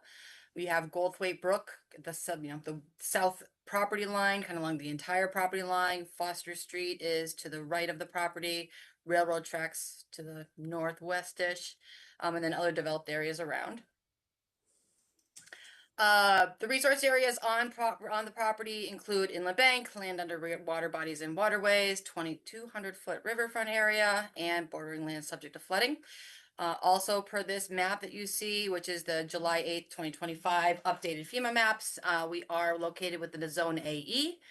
With all that, we can at least say that the site does not contain estimated or priority habitats, areas of critical environmental concern, or outstanding resource water. So that's our silver lining. Our existing conditions, for those of you who are not familiar with the site, is, Goldthwait Brook is here in the green highlight. I know it's probably a little tough to see, and we can jump to other site plans if we need to. The brook delineation is in green, property line is in orange. The blue buffer zone is 100 foot, and the yellow buffer zone is a 200-foot riverfront area. So the existing property consists of multiple buildings, multiple building materials and heights, paved parking areas, and then the actual constraints of Goldthwait Brook are within a canal. So that's a structural wall along the entire canal length, including part of building foundation. So that building in the back of the property, that foundation is integral to the wall. So that's going to be important in a minute. Looking at what we want to, what we're proposing to do is demolish all the existing buildings, and then replace it with one single building. It's going to be used for contractor bays. The rest of the site is going to be paved. There's a little bit more story about that too, where we have some new driveway, parking area in the back for about 8 cars or so, some snow storage area also in the back there, as well as a dumpster location in the top left corner. I can definitely show more detail as we need to later. But located this building within the side setback, within the building setbacks allowed by zoning. And we also have an easement along that top property line. So we do have to provide access through there in perpetuity. Quickly, grading and drainage and utility connections. We do propose a stormwater management system. I'll talk about that next. But also shown on the grading and drainage utility plan are new sewer, new water connections, part with the stormwater management. I'll just hop to the next one because this plan's a little complicated to see. We do propose stormwater collection on site through traditional deep sump hooded catch basins. That then gets discharged to a water quality unit. We're proposing Storm Scepter STC 7200 systems. I know that's a little unclear on the plans at the moment, but we are proposing those. The TSS removal credit associated with those units is 50%. Some roof runoff from the proposed building will go directly to Goldthwait Brook through existing wall penetrations. And then groundwater recharge is not proposed. And I'm going to talk about that part next. But I do want to mention that the stormwater system was designed to comply with the Massachusetts stormwater standards as a redevelopment project and the city's stormwater rules and regulations. I do understand that DPS is looking to send this out for a peer review as well. So I wanted to note that part. Kind of elephant in the room, this parcel is within an activity use limitation. So that's requiring that all surfaces on site be capped with asphalt, concrete, building slabs, or 3 feet of clean fill. With that requirement from Mass DEP and the Mass Contingency Plan, we're really limited with what kind of restoration we can do in the riverfront area here. So there is a vegetated area in the western, the back part of the property that's going to remain vegetated at this point in time. We aren't proposing to install additional plantings because we don't want to be digging up more contaminated soil than we need to. Eliminating impervious surfaces would then require an import of fill. And because we are in bordering land subject to flooding, we are required to provide that compensatory storage. So we'll talk about that a little bit later too. So that's kind of preventing keeping the grades exactly the same as they are today, or that's our goal, is that we're keeping the grades the same. We're keeping the limit of pavement the same, all disturbance exactly the same as it is today. Some of the other factors with the AUL and the status of the property, moving forward, we will comply with applicable local, state, federal regulations for all of this soil work, Mass DEP. We are considering excavation, dewatering, and how that will be managed throughout construction. There's a couple paths that we'll go through. We could take to get there, but we don't have that data yet to figure out exactly which path through the MCP program will take. And then with all of this is why groundwater recharge is not proposed at this time. We don't want to put more water into soils and then have it get into our groundwater. Quickly, we probably don't need to go through all of this, and Lynn, Lucia, I'll send you this PDF of this presentation so you have it. You know, we do have the boarding land subject to flooding. We are proposing a 3 cubic yard increase in flood storage on site. I know it's not a lot. I'd like to give you more, but because of the conditions of the site, it's really difficult to do that. Because we are proposing that the commission consider this project to be exempt as a historic mill complex property. And we can talk about that a little bit more too, but I do have some data here about, you know, the age of the buildings and things like that. We're aware that the buildings may be subject to local historic commission review, and we will pursue that along with Mass Historic Commission review at a later time. Some of your local standards are that we thought were important to note here. You know, talking about how we want to be keeping the natural cover in, you know, as much as possible. This site's really tough to do that. Same with the kind of the no disturb zone presumptive.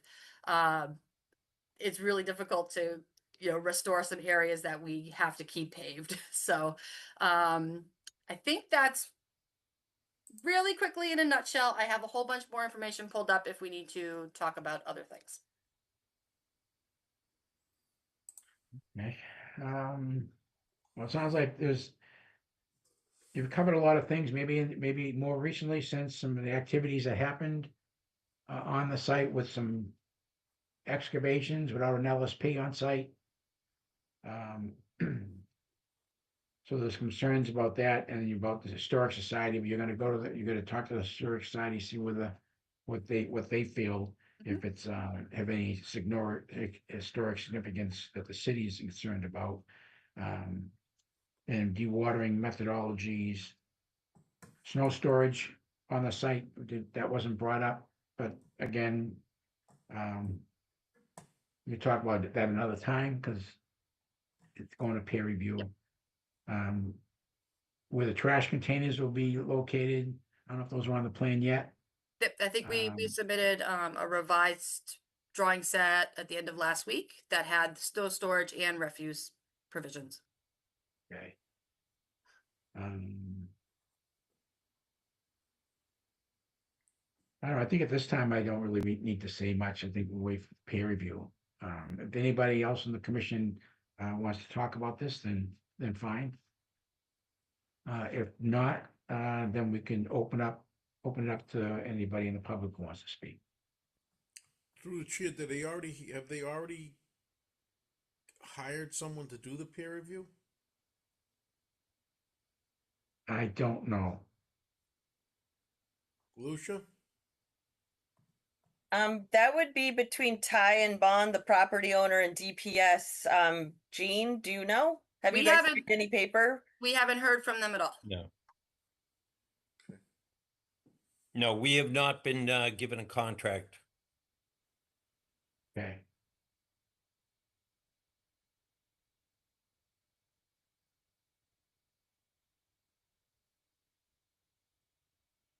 Okay, if there's no other questions, and is anybody present at the meeting wants to talk about this? Anybody from the public? Just quickly, is this near the Metro Bowl? Metro Bowl bowling alley?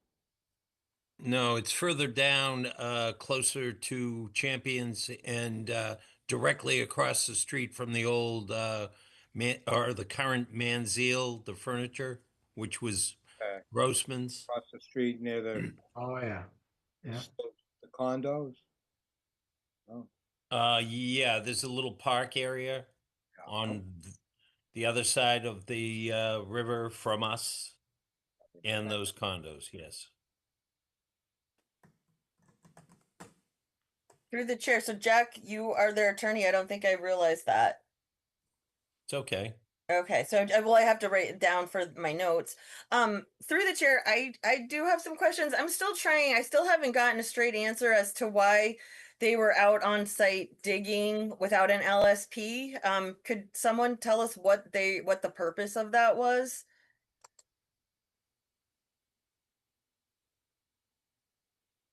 I don't know if that's something Rob wants to, if we unmute him, can respond to.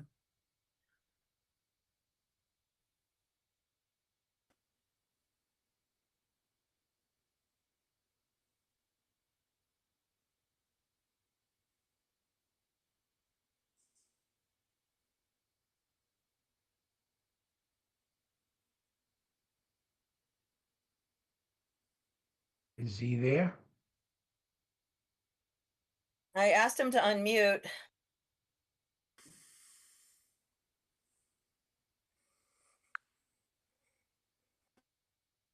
Hello? There you go. Is that Bill? Yeah, this is Bill. Yeah. Rob might have been speaking on that, but he's on his cell phone. I'm on my iPad. So yes, we were asked by our site contractor, it's going to be Menino Construction, to do a couple of small excavations to see what the soil was like for the purpose of regrading. Seeing that we're not going to be taking material off the site, doing a cut and bringing in any kind of fill to grade for parking areas. So we did that. We were in touch with Ty and Bond about possibly doing some soil samples at the time. We were doing that. We were in touch with their LSP, Jeff Larson. And as a group, you know, we're going through this process. We don't own the building yet. We're actually supposed to pass papers, I think, tomorrow or Monday. So we decided not to do the soil testing at this time because it was quite expensive. But yet we wanted to try to get take a look at the soil so that Menino could give us his cost analysis for the site work. That was the reason for that.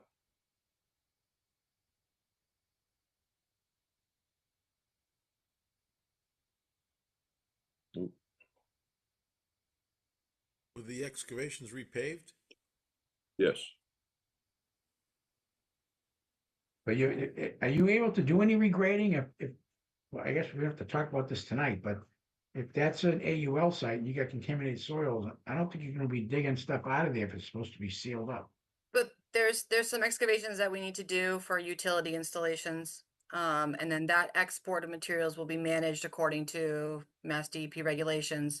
But overall, the site grading, you know, we really work to keep that as close to existing grades, finished grades as possible, so that we didn't have to export, you know, mass quantities of fill material. Any other questions? Lucia, you all set for now? I am. I just want them to be aware that please listen to Ty and Bond before, like, talk to your consultant, talk to your attorney before you go out into the site again. Because I think this might blow up into something with the Bureau of Wayside Cleanup. I know they were out there.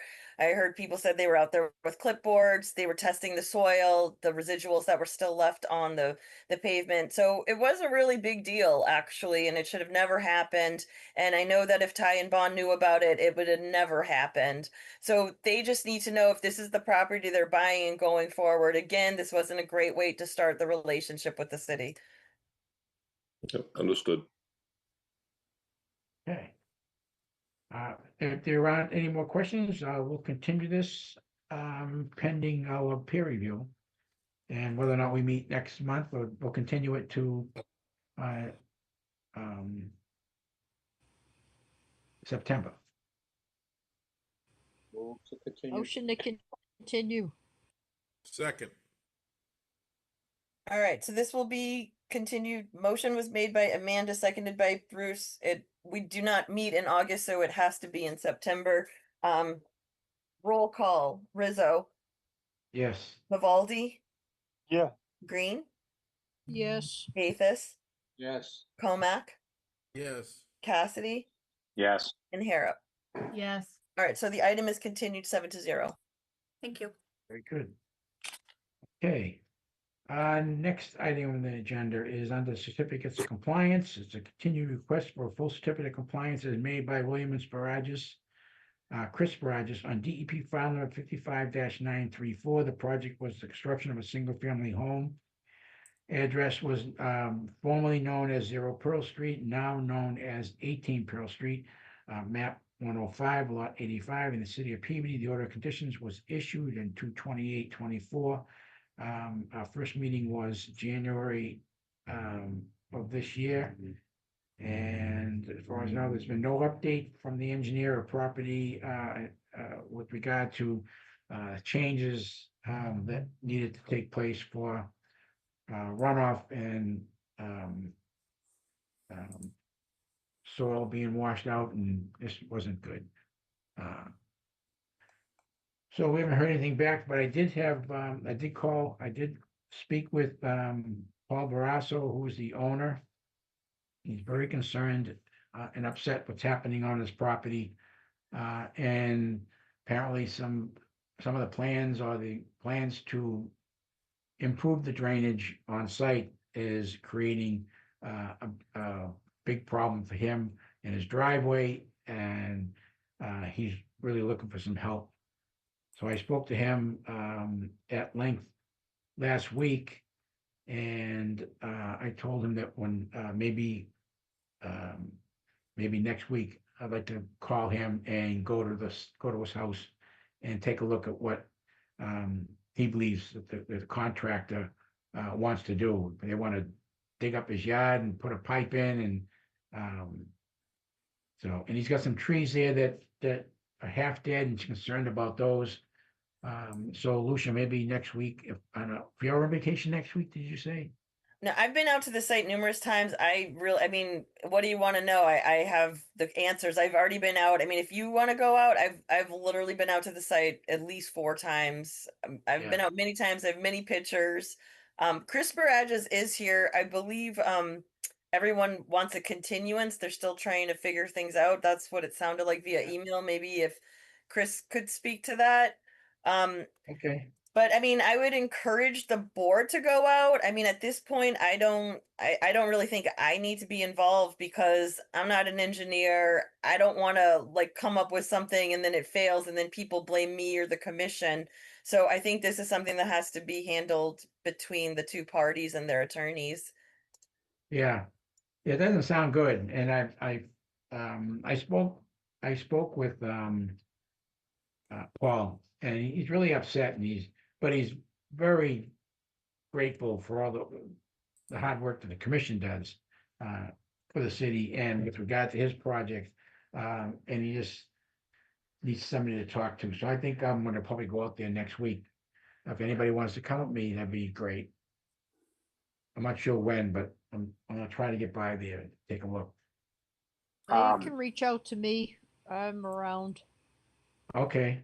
And again, I keep, I don't know why I keep this on note, but I have recused myself from this issue because I know a lot of the parties. So I kind of just mull here. You're a neighbor, right, Brian? He's my neighbor. That is correct. Yeah. Okay. All right. So I'm gonna probably I'm gonna reach out to him. I spoke to him earlier this week, and so I just want to see what's going on and see if I can help him in any way. Mr. All Chairman, right, so I don't want to take up any of the commission's time, but I can give you a quick update because discussions between Mr. Barrasso and the DiBiase companies has been ongoing, and with both their attorneys. I've been out to the site. There's a resolution in the works, and we had sent a request. We tried to see if we could wrap it up for today, but we weren't quite there yet, but we're close. And I asked Lucia, I was asked by Mr. DiBiase's attorney to request a continuance, that the current property owner, Mr. Barrasso, and the DiBiase companies just need a little bit more time to come to an agreement, but we are getting closer. And Mr. Barrasso's attorney responded to my email to Lucia, and he wrote, "Thank you, Chris. Lucia, we're in agreement with this request. We hope to have something for the commission to approve the next meeting." That's from Mr. Barrasso's attorney. And then Mr. Barrasso himself responded to that email and said, "Thank you. Looking forward to a resolution. We are almost there." That's from Mr. Barrasso today at 6:30 p.m. So it's a little bit late, but yeah, they're getting very close. Oh, good, because it didn't seem that way earlier in the week, or last week. So great. I'm glad to hear that. Okay. Well, if we have a motion to continue this to our September meeting, that'd be great. Motion to continue. I have a second? Second. Okay. All right, so just a reminder, Mr. Cassidy has recused himself. That motion was made to continue to September 10th meeting made by Mrs. Harrop, seconded by Mr. Comack. Roll call, Rizzo, Yes. Vivaldi, Yes. Green, Yes. Athos, Yes. Comack, Yes. Harrop. Yes. All right, so that passes 6-1 with Mr. Cassidy recusing himself. Thank you, Okay, everyone. excellent. Thank you, Chris. All right, next item on the agenda is under enforcement orders. It's a continuing enforcement order to the Salem Country Club for the following activity: removal of live trees, grinding, grubbing stumps in the buffer zone in close proximity to jurisdictional resource areas and depositing wood chips in buffer zones and along local riverfront. The property address is known as 133 Foster Street in the city of Peabody. I'm not sure whether we're gonna talk about this, but I think it's being continued to our September meeting. Is that correct, Lucia? I could speak to that. Yes. So unfortunately, when Stuart was still alive, we at first it was we wanted to continue it to September so that Stuart could be part of the conversation. But then that being said, then we did note that it was going to take DeRosa team some time to come up with like pictures and logs and all the stuff that you guys want to see. So yes, all parties have agreed to continue this to the September 10th meeting. So we just need a motion. Okay. I got a motion to continue this to September 10th. Motion to continue. Do I get a second? Seconded. Okay. All right, motion to continue made by Brian, seconded by Amanda. Roll call. Rizzo, Yes. Vivaldi, Yes. Green, Yes. Athos, Yes. Comac,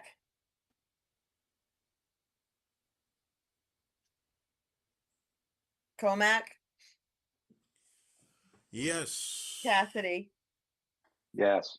Harrop. Yes. All right, so the item will be heard at our Wednesday, September 10th hearing.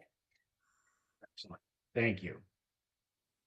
Okay, next item on the agenda, item number 11 on enforcements. It's a continued enforcement order issued to Haven Circle Cooperative Corporation, John Hussey, president, for the following activities: grading of land, possible fill of grading change. The Jersey barriers noted on the site plan and comparing topographic plans. Creating a stone dust parking lot, staging, surface without filing notice of intent. The property address is known as 33 Pine Street, map 34, lot 19 in the city of Peabody. Okay, if someone's here in the audience, they'll need to raise their hand. At first I was told no one was coming, and then I got an email today saying someone might show up. So if no one raises their hand, I would suggest this gets continued because I think someone should be here when we start talking about action items. Yeah. For I don't see anyone raising their hand. Okay. So I was told that they weren't going to be able to come tonight. Again, it doesn't look like anyone's here. I don't see anyone raising their hand. So it's really up to you if you guys want to do action items without someone actually here. It didn't sound like they wanted to remove those wall forms. So I don't know. Yeah, they need to be here then. Yeah, exactly. So I right. know, again, last call, if you're in the audience and you are with this co-op for 33 Pine Street and you want to speak to this enforcement order, please raise your hand now or we're continuing it. Okay. I see no hands, so I would All say right. go ahead and continue. Motion to continue this item to a September meeting. Through the chair, before we do that, can I just ask a question here? Lucia, the last time we met, you said that they basically weren't going to do anything. Is that how we left it? Yeah, it's not like they would change. No, they filed an NOI and then it the original consultant, I don't know what they thought it was like for like a huge parking lot for one single trailer, single family house is how they wrote it on the NOI. And it's not, it's a commercial lot for an entire like an entire mobile home, cooperative property. So it's not a massive driveway for one house. So it required stormwater. And once they started calling around engineers, it sounded like they could not afford it. They did not want to afford it. And it was just easier to rip out the crushed stone and put it back to grass and plants and stuff. Okay, they're aware that they have to do something. Oh yeah. It's just the person who's their spokesperson. It sounds like he travels a lot. Not that that's our issue, but I'm just trying to. Yeah, he told me he couldn't make the hearing. They no longer want to file the NOI. Hold on, let me read all my notes. Yeah, sounded like there was like some issues meeting the stormwater standards and cost associated with bringing it to compliance. They would like to remove the gravel stone and replace it with grass and maybe some plants. It didn't sound to me like they wanted to remove the wall retaining wall blocks or whatever those things are called. That's up to you guys. It's not up to them. So that's why I feel like they need to be here. Yeah. Okay, all right. I'm gonna Okay. go out to this. I have no idea I want to see it in person. Yeah, okay. All right, make a motion to continue this to September, So moved. second? Seconded. All right, All right, motion was made to continue to September 10th by Mr. Comack, seconded by Miss Green. Roll call. Rizzo, yes. Vivaldi, Yes. Green, Yes. Athos, Yes. Comack, Yes. Cassidy, Yes. Harrop. Yes. All right, so the item has been continued to September. Okay. All right, next item on the agenda is item number 12. It is under enforcement orders issued to Joseph and Donna Vieira. The property address is 154 Goodale Street, map 25, lot 64. Alleged work involved alleged possible alterations to the buffer zone of intermittent stream and buffer zone to BBW, adding truckloads of fill to change the grade, forming grading alterations and stockpiling various items such as construction debris, gravel piles, concrete blocks, ladders, wood tops, trash barrels, sawhorse, and a storage container. Mike, I'm sorry I made you read all that, but I haven't done the minutes yet, and I was looking at them today, and you guys actually continue this item to September, so you didn't have to read all that, and there's not a Oh, motion sure. necessary. The Good. good news That's fine. I will give you guys a report. He has been listening to you guys. He did everything you said. Yeah. It's growing in. He's just having a little bit of a problem in this like one area, just because it's been hot. So I figure I'll go out there like probably the first week of September, see what it looks like, and then hopefully he'll come to September and we can withdraw it and move on. All right, very good. Okay, then the next thing is minor permit request. So minor permit, 37 Foster Street, Eastern Bank. Proposed work is roof replacement and restoration. And then do you want to do these one at a time, Lucia? I think three of them, 37 Foster, I already approved it. 360 Linfield, I approved, and 0 Blaney, I approved. Okay. So you should probably read them all, and then if you guys feel comfortable with me approving it, accept them. And then Okay. 46 Lowell Street, because it's very minor work, but because it is in Right. FEMA floodplain, I want to honor your guys' position. Yeah. Okay. So I read the first one. And the second one is a minor permit, 360 Linfield Street. Proposed work is fixing one section of rotted deck and minor digging to fix old sonotube. Erosion controls have been installed and inspected. And Lucia said the work was approved on 5/28. Minor permit on 0 Blaney Ave, PBD Housing Authority. Proposed work is roof replacement. Work approved by the staff. Lucia approved that on June 3rd with 3 conditions on, I don't know what the conditions were, but sounds simple, roof replacement. And then minor permit 46 Lowell Street. Proposed work is repaving of the existing driveway. No expansion is proposed. The work is in FEMA flood. Let's see. Property is in FEMA flood across the street from Riverfront. But it's just a driveway, right? Just driveway pavement, correct? Yep, it's so if you guys want, I don't know if you guys want to accept the three that I already approved and then come back to this one, or just approve them all together. So yeah, I told him like he didn't necessarily need to come tonight, and if you guys want him to come, um he can come. He just knew we knew it was going to be a really long meeting, and I don't, think he wanted to stay up till 11 o'clock. So if you guys want him to come in September, but as you can see by the picture, he can't change the grade, because if he changes the grade, he's going to mess with the sidewalk. And like, so like the cars are going to come in and be like, oof, up so he doesn't want to, he basically wants to take that up and put it back down, as is. Does he need it? Does he Replaced need in any, kind. does he need any erosion control protection I there? don't think so. Maybe like in the Okay. catch basin, but I highly doubt it. All right, I'm okay with approving all four of them, if the rest of the commission wants to do so. Move to approve all 4 minor permits. Second. Okay, All right, that motion was made by, I'm sorry, I know you just said it, senior moment. Author, seconded by Bruce to approve all 4 of them. Roll call: Rizzo, yes. Vivaldi, Yes. Green, Yes. Athos, Yes. Comic, Yes. Cassidy, Yes. Harrop. Yes. All right, so those items have been approved 7-0. The next item, Mike, before you read it, we are still, you can read it, but we are awaiting an opinion from the city's legal team.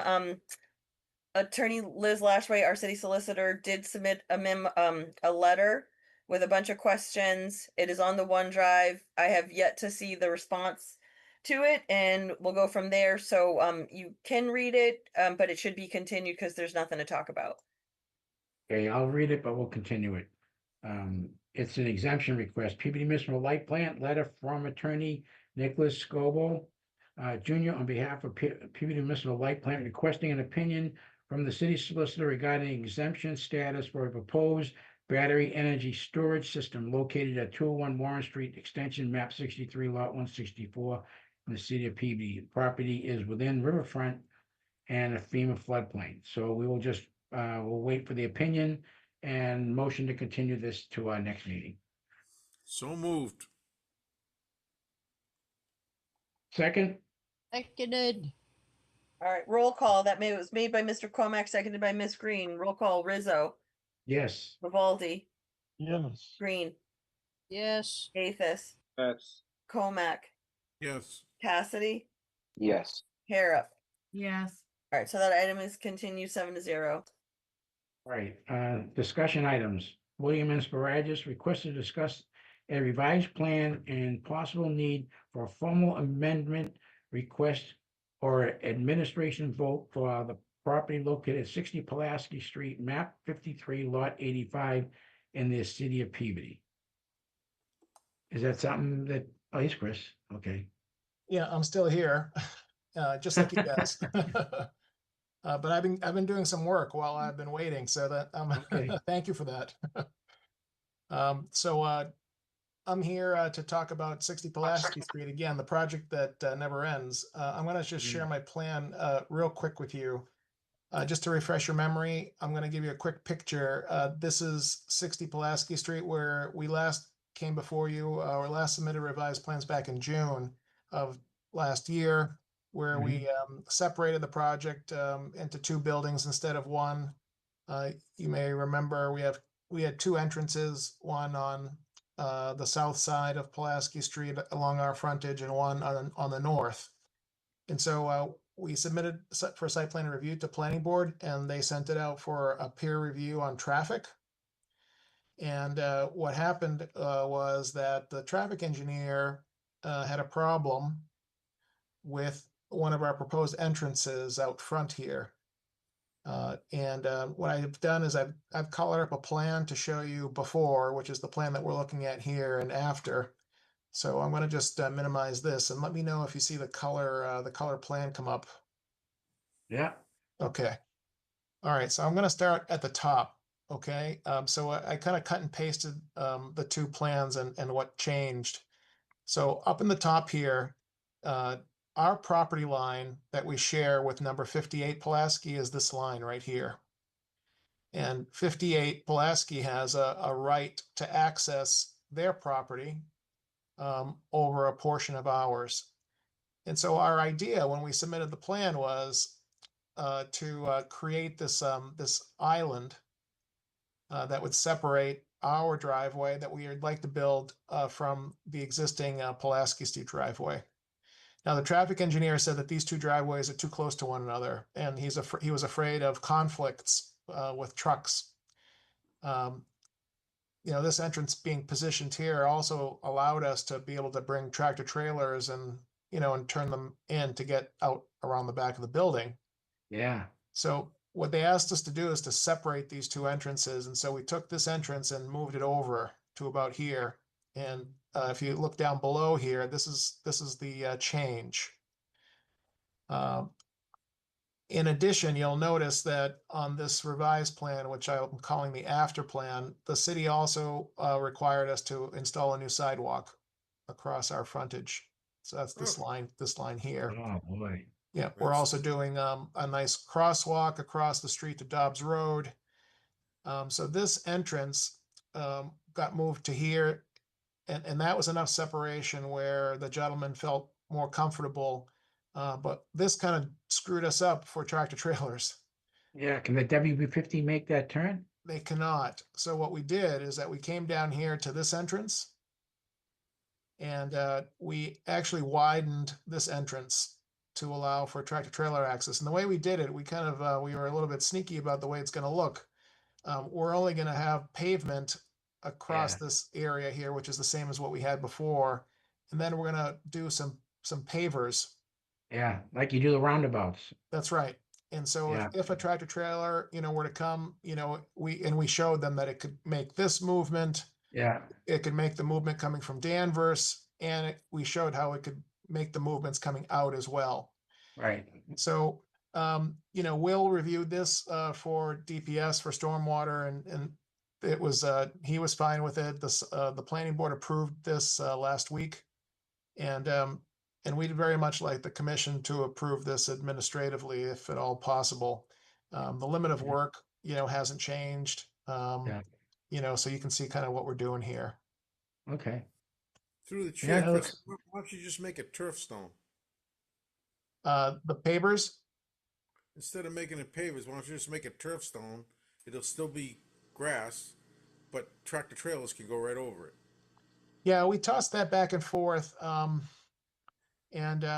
if you're having a problem with, I don't know who, but I mean, if it's got to do with, I know we've done it before and it works. So, you know, doesn't matter. But if I mean, we're not opposed to using the turf stone. You know, it's a little harder to get the grass to grow in between. But if the commission would prefer that, it's just a different type of paver. I'm happy to I'm happy to do that. Well, that's an area that gets a lot of activity, plowing and everything else that, I don't know. I can see is if there was an issue with regard to infiltration, maybe, you know, but I don't know if is that a problem? Do we have an infiltration problem? Like we don't, but you make a good point, Mr. Chairman, that you know, the whole plowing thing here. This is an area that's going to get, you know, driven over. Where I've used a turf stone before is sometimes in a parking area that's not used that often, or a fire lane. But this is going to see traffic all the time. Yeah, that makes sense. That makes sense. Yeah. Okay. All right. It looks good to me. I don't see any reason why we can't just prove this. I don't see any issues. And not that I want to bring this up, but Lucia and I have been struggling with a condition that the planning board put on us. You see the sidewalk across our frontage here? Yeah. Well, our frontage technically continues towards the town of Danvers to the north here, another 300 feet. But we stopped the sidewalk here because the wetland is very close to the edge of the road here, and it's yeah. And we've tabled, if we're gonna extend the sidewalk here, we'll come back and see you with another filing. But we're trying to see if we can maybe not have to do it, but we have some people to talk to. I just wanted you to be aware of it. Okay. Yeah. Yeah, I'd rather see the sidewalk going around along the waterfront. Exactly, yeah, exactly. Okay. All right, so we're not gonna do anything about that right now. Not about the sidewalk. Right. Yeah. What was Motion the, to accept changes. Pardon? Am I making a motion to accept the changes? Yeah, I make the motion that, I would like you guys to make a motion to administratively accept that change to the driveway opening. I don't see how that affects us. So moved. I heard Second. Amanda first, so I'm gonna put Bruce down as a second. If that's okay. Okay. Yeah. Whatever you want. What? Whatever you want. All right, great. So that was made by Amanda, seconded by Mr. Colmack. Motion to accept the changes administratively. Roll call. Rizzo. Yes. Vivaldi.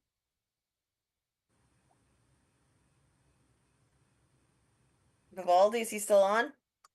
I don't see him. No, it looks like we lost him, Lucia. yeah, it looks like, I don't see him either. Yeah, I think we lost him. Okay. I wish I knew what time he left. Green. Yes. Athos. Yes. Comac. Yes. Cassidy. Yes. And Harrop. Yes. All right, so that motion passes 6-1 with Vivaldi no longer present. All right, thank you for staying late, everyone. Thank you, Chris. Okay, under discussion items is National Grid. Letter dated 4/28/25, notification of action under current vegetation management plan. Work proposed is summer selective foliage treatment and as necessary, summer and fall cut surface treatment and basal treatments on rights of way in the city of Peabody. We have to talk about that, Lucia? Only if you have issues with it. Otherwise you just need to accept it so that they can carry on with their vegetation plan. I Okay. didn't see Right. anything crazy. It's nothing out of the ordinary. I Right. mean, we gotta let them trim branches because we're gonna have fires if we don't. Yeah. Okay, motion to accept the National Grid letter with no objection to the work. So moved. Second? Second. All right, that was Brian Okay. who seconded. Yes. All right, so that motion was made to accept by Mr. Athos, seconded by Mr. Cassidy. Roll call. Rizzo. Yes. Vivaldi. Oh, sorry, he's not here. Green. Yes. Athos. Yes. Comac. Yes. Cassidy. Yes. And Harrop. Yes. All right, so that passes 6-1 with no Vivaldi. Okay, next item is emergency certificate, Beaver Dam breaching. Dam located off of Crystal Drive and on the bike path. Work starts on July 7th and ends on or before August 5th. The Health Department deems it as an emergency. So we need to ratify that work. So do we need to discuss it? Only if you want to. Nope. Mhm. Okay, then I make a motion to accept the certificate, emergency certificate, and ratify that resolution. Motion to accept. Second? Second. All right, Okay. so the motion to ratify was made by Mrs. Harrop, seconded by Mr. Cassidy. Roll call. Rizzo. Yes. Green. No. Athos. Yes. Comac. Yes. Cassidy. Yes.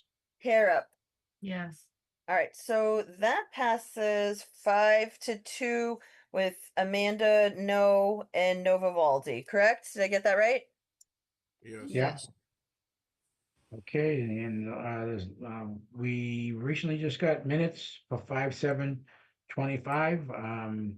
We got to look at them. You want to accept the minutes for 5/7/25? Do a motion on that? Move to accept. Second? Second. Okay, All right, the motion to accept the minutes of just May 7th, excuse me, June is still not done. Made by Mr. Athos, seconded by Ms. Green. Roll call. Rizzo, yes. Green, Yes. Athos, Yes. Comac, Yes. Cassidy, Yes. and Harrop. Lucia, I wasn't here. Am I allowed to accept the minutes? I can't. Oh, yeah, verify them, probably. so- Yeah, probably not. Okay. Because if you weren't at the May meeting, right? So yeah, you don't really. So that would be 5-2 with Jamie. Maybe vote present, Happy to vote present. and then Nova Valdi. All right. Through the chair, before we hang up here, I Yeah. have a question. I have a question. Actually for Lucia. With all the things you have to do, and I don't know if it's what the legal ramifications are, but every word that we utter is being recorded and is on YouTube. Why do we have to have the minutes? Why do you have to take time to transcribe the minutes? I mean, you're doing enough stuff.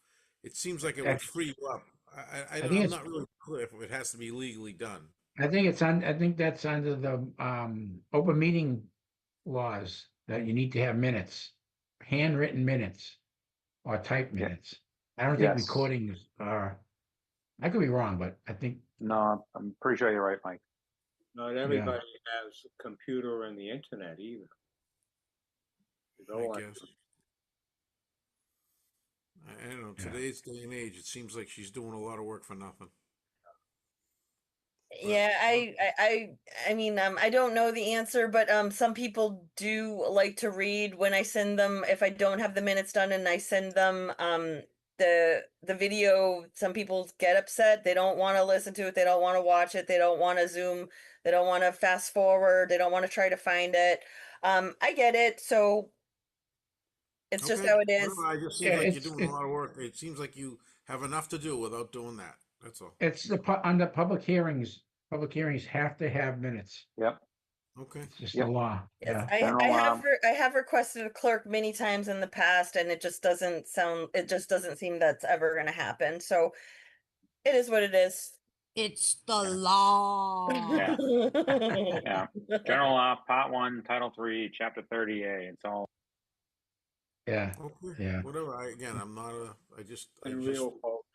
it just seems like it's a lot of work for her for no reason. Yeah. Yeah, I think in like a year AI will get to the point where I did use AI for I think the September minutes last year, and it although it was nice, it was still like kind of annoying because I had to like reformat it and like change things and it It's a just lot it of ended, work to go it ended through up it. taking the same amount as time, but it did sound like much better. Yeah. All right. Well, anyway. Well, on another matter, just going back about Stu, sad that Stu's gone. We'll miss him. And he worked hard. He worked hard. People didn't always agree with him, but he put the time in. He was he had a vision, and I feel sad, But I agree. yeah. I agree. He was a good man. Yeah, it was. It was. So anyways, well, so administratively for our commission, then we don't have a chairman. So, I guess I'm acting chairman is what it really is, because elections are in May. So if that's the way it has to be, that would mean that, our secretary would have to move up as vice chair or acting vice chair. And somebody would have to be secretary. Any volunteers for secretary?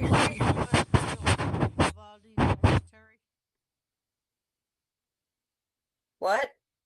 Is Bill Mike? Oh, Michael, uh, no, Mike, yeah, Mike Vivaldi's secretary, so he should move up to acting vice chair. And then somebody, one of you folks should become the, I don't know, be acting secretary. I don't think I'm in town enough to do that. So Yeah. I'll take myself off the list.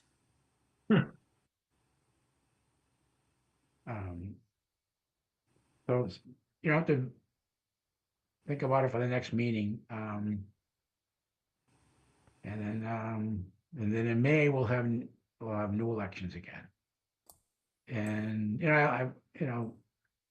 I would hope you guys think about, maybe taking some of these positions that we have, chairman, vice chairman, and secretary, it's, Mike, what supposed is the to have- duty of the secretary?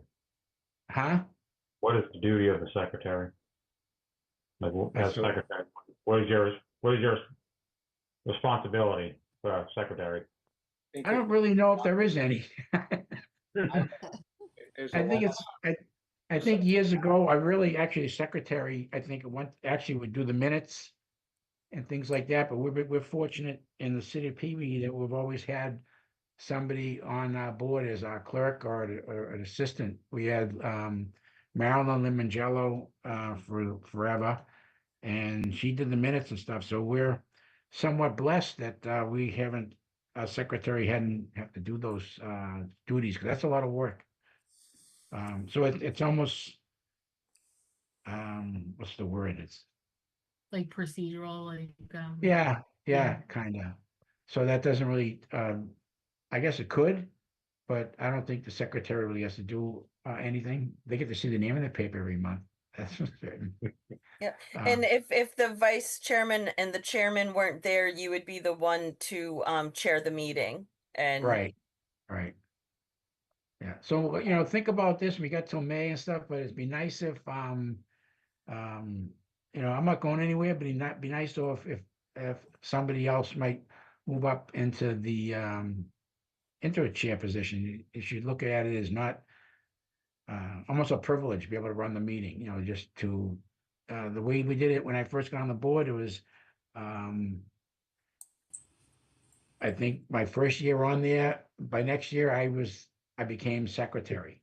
Then the next year I became vice chair, and the next year, so over a period of 3 years, you hold the position, and then on the third year, you would, I'll say it this way, you get to run the meetings.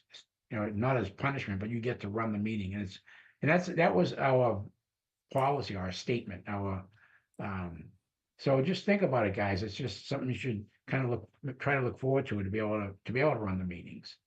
And you wouldn't get stuck with it. If we had a rotation thing, it would just rotate and everybody would take that, that position in time. So for the meantime, I guess, I will be acting chair, and Mike Vivaldi, he will move into acting vice chair, and somebody could be secretary, but maybe in May, we could, change that up a little bit. All right. yeah, if anyone is interested, email me. I can send you, like, we have this little blurb of what the responsibilities are, but as Mike said, I think that was I don't think there's ever, the real responsibility lies within the chairman, and the chairman to run the meeting and, do a little more work than everyone else has to.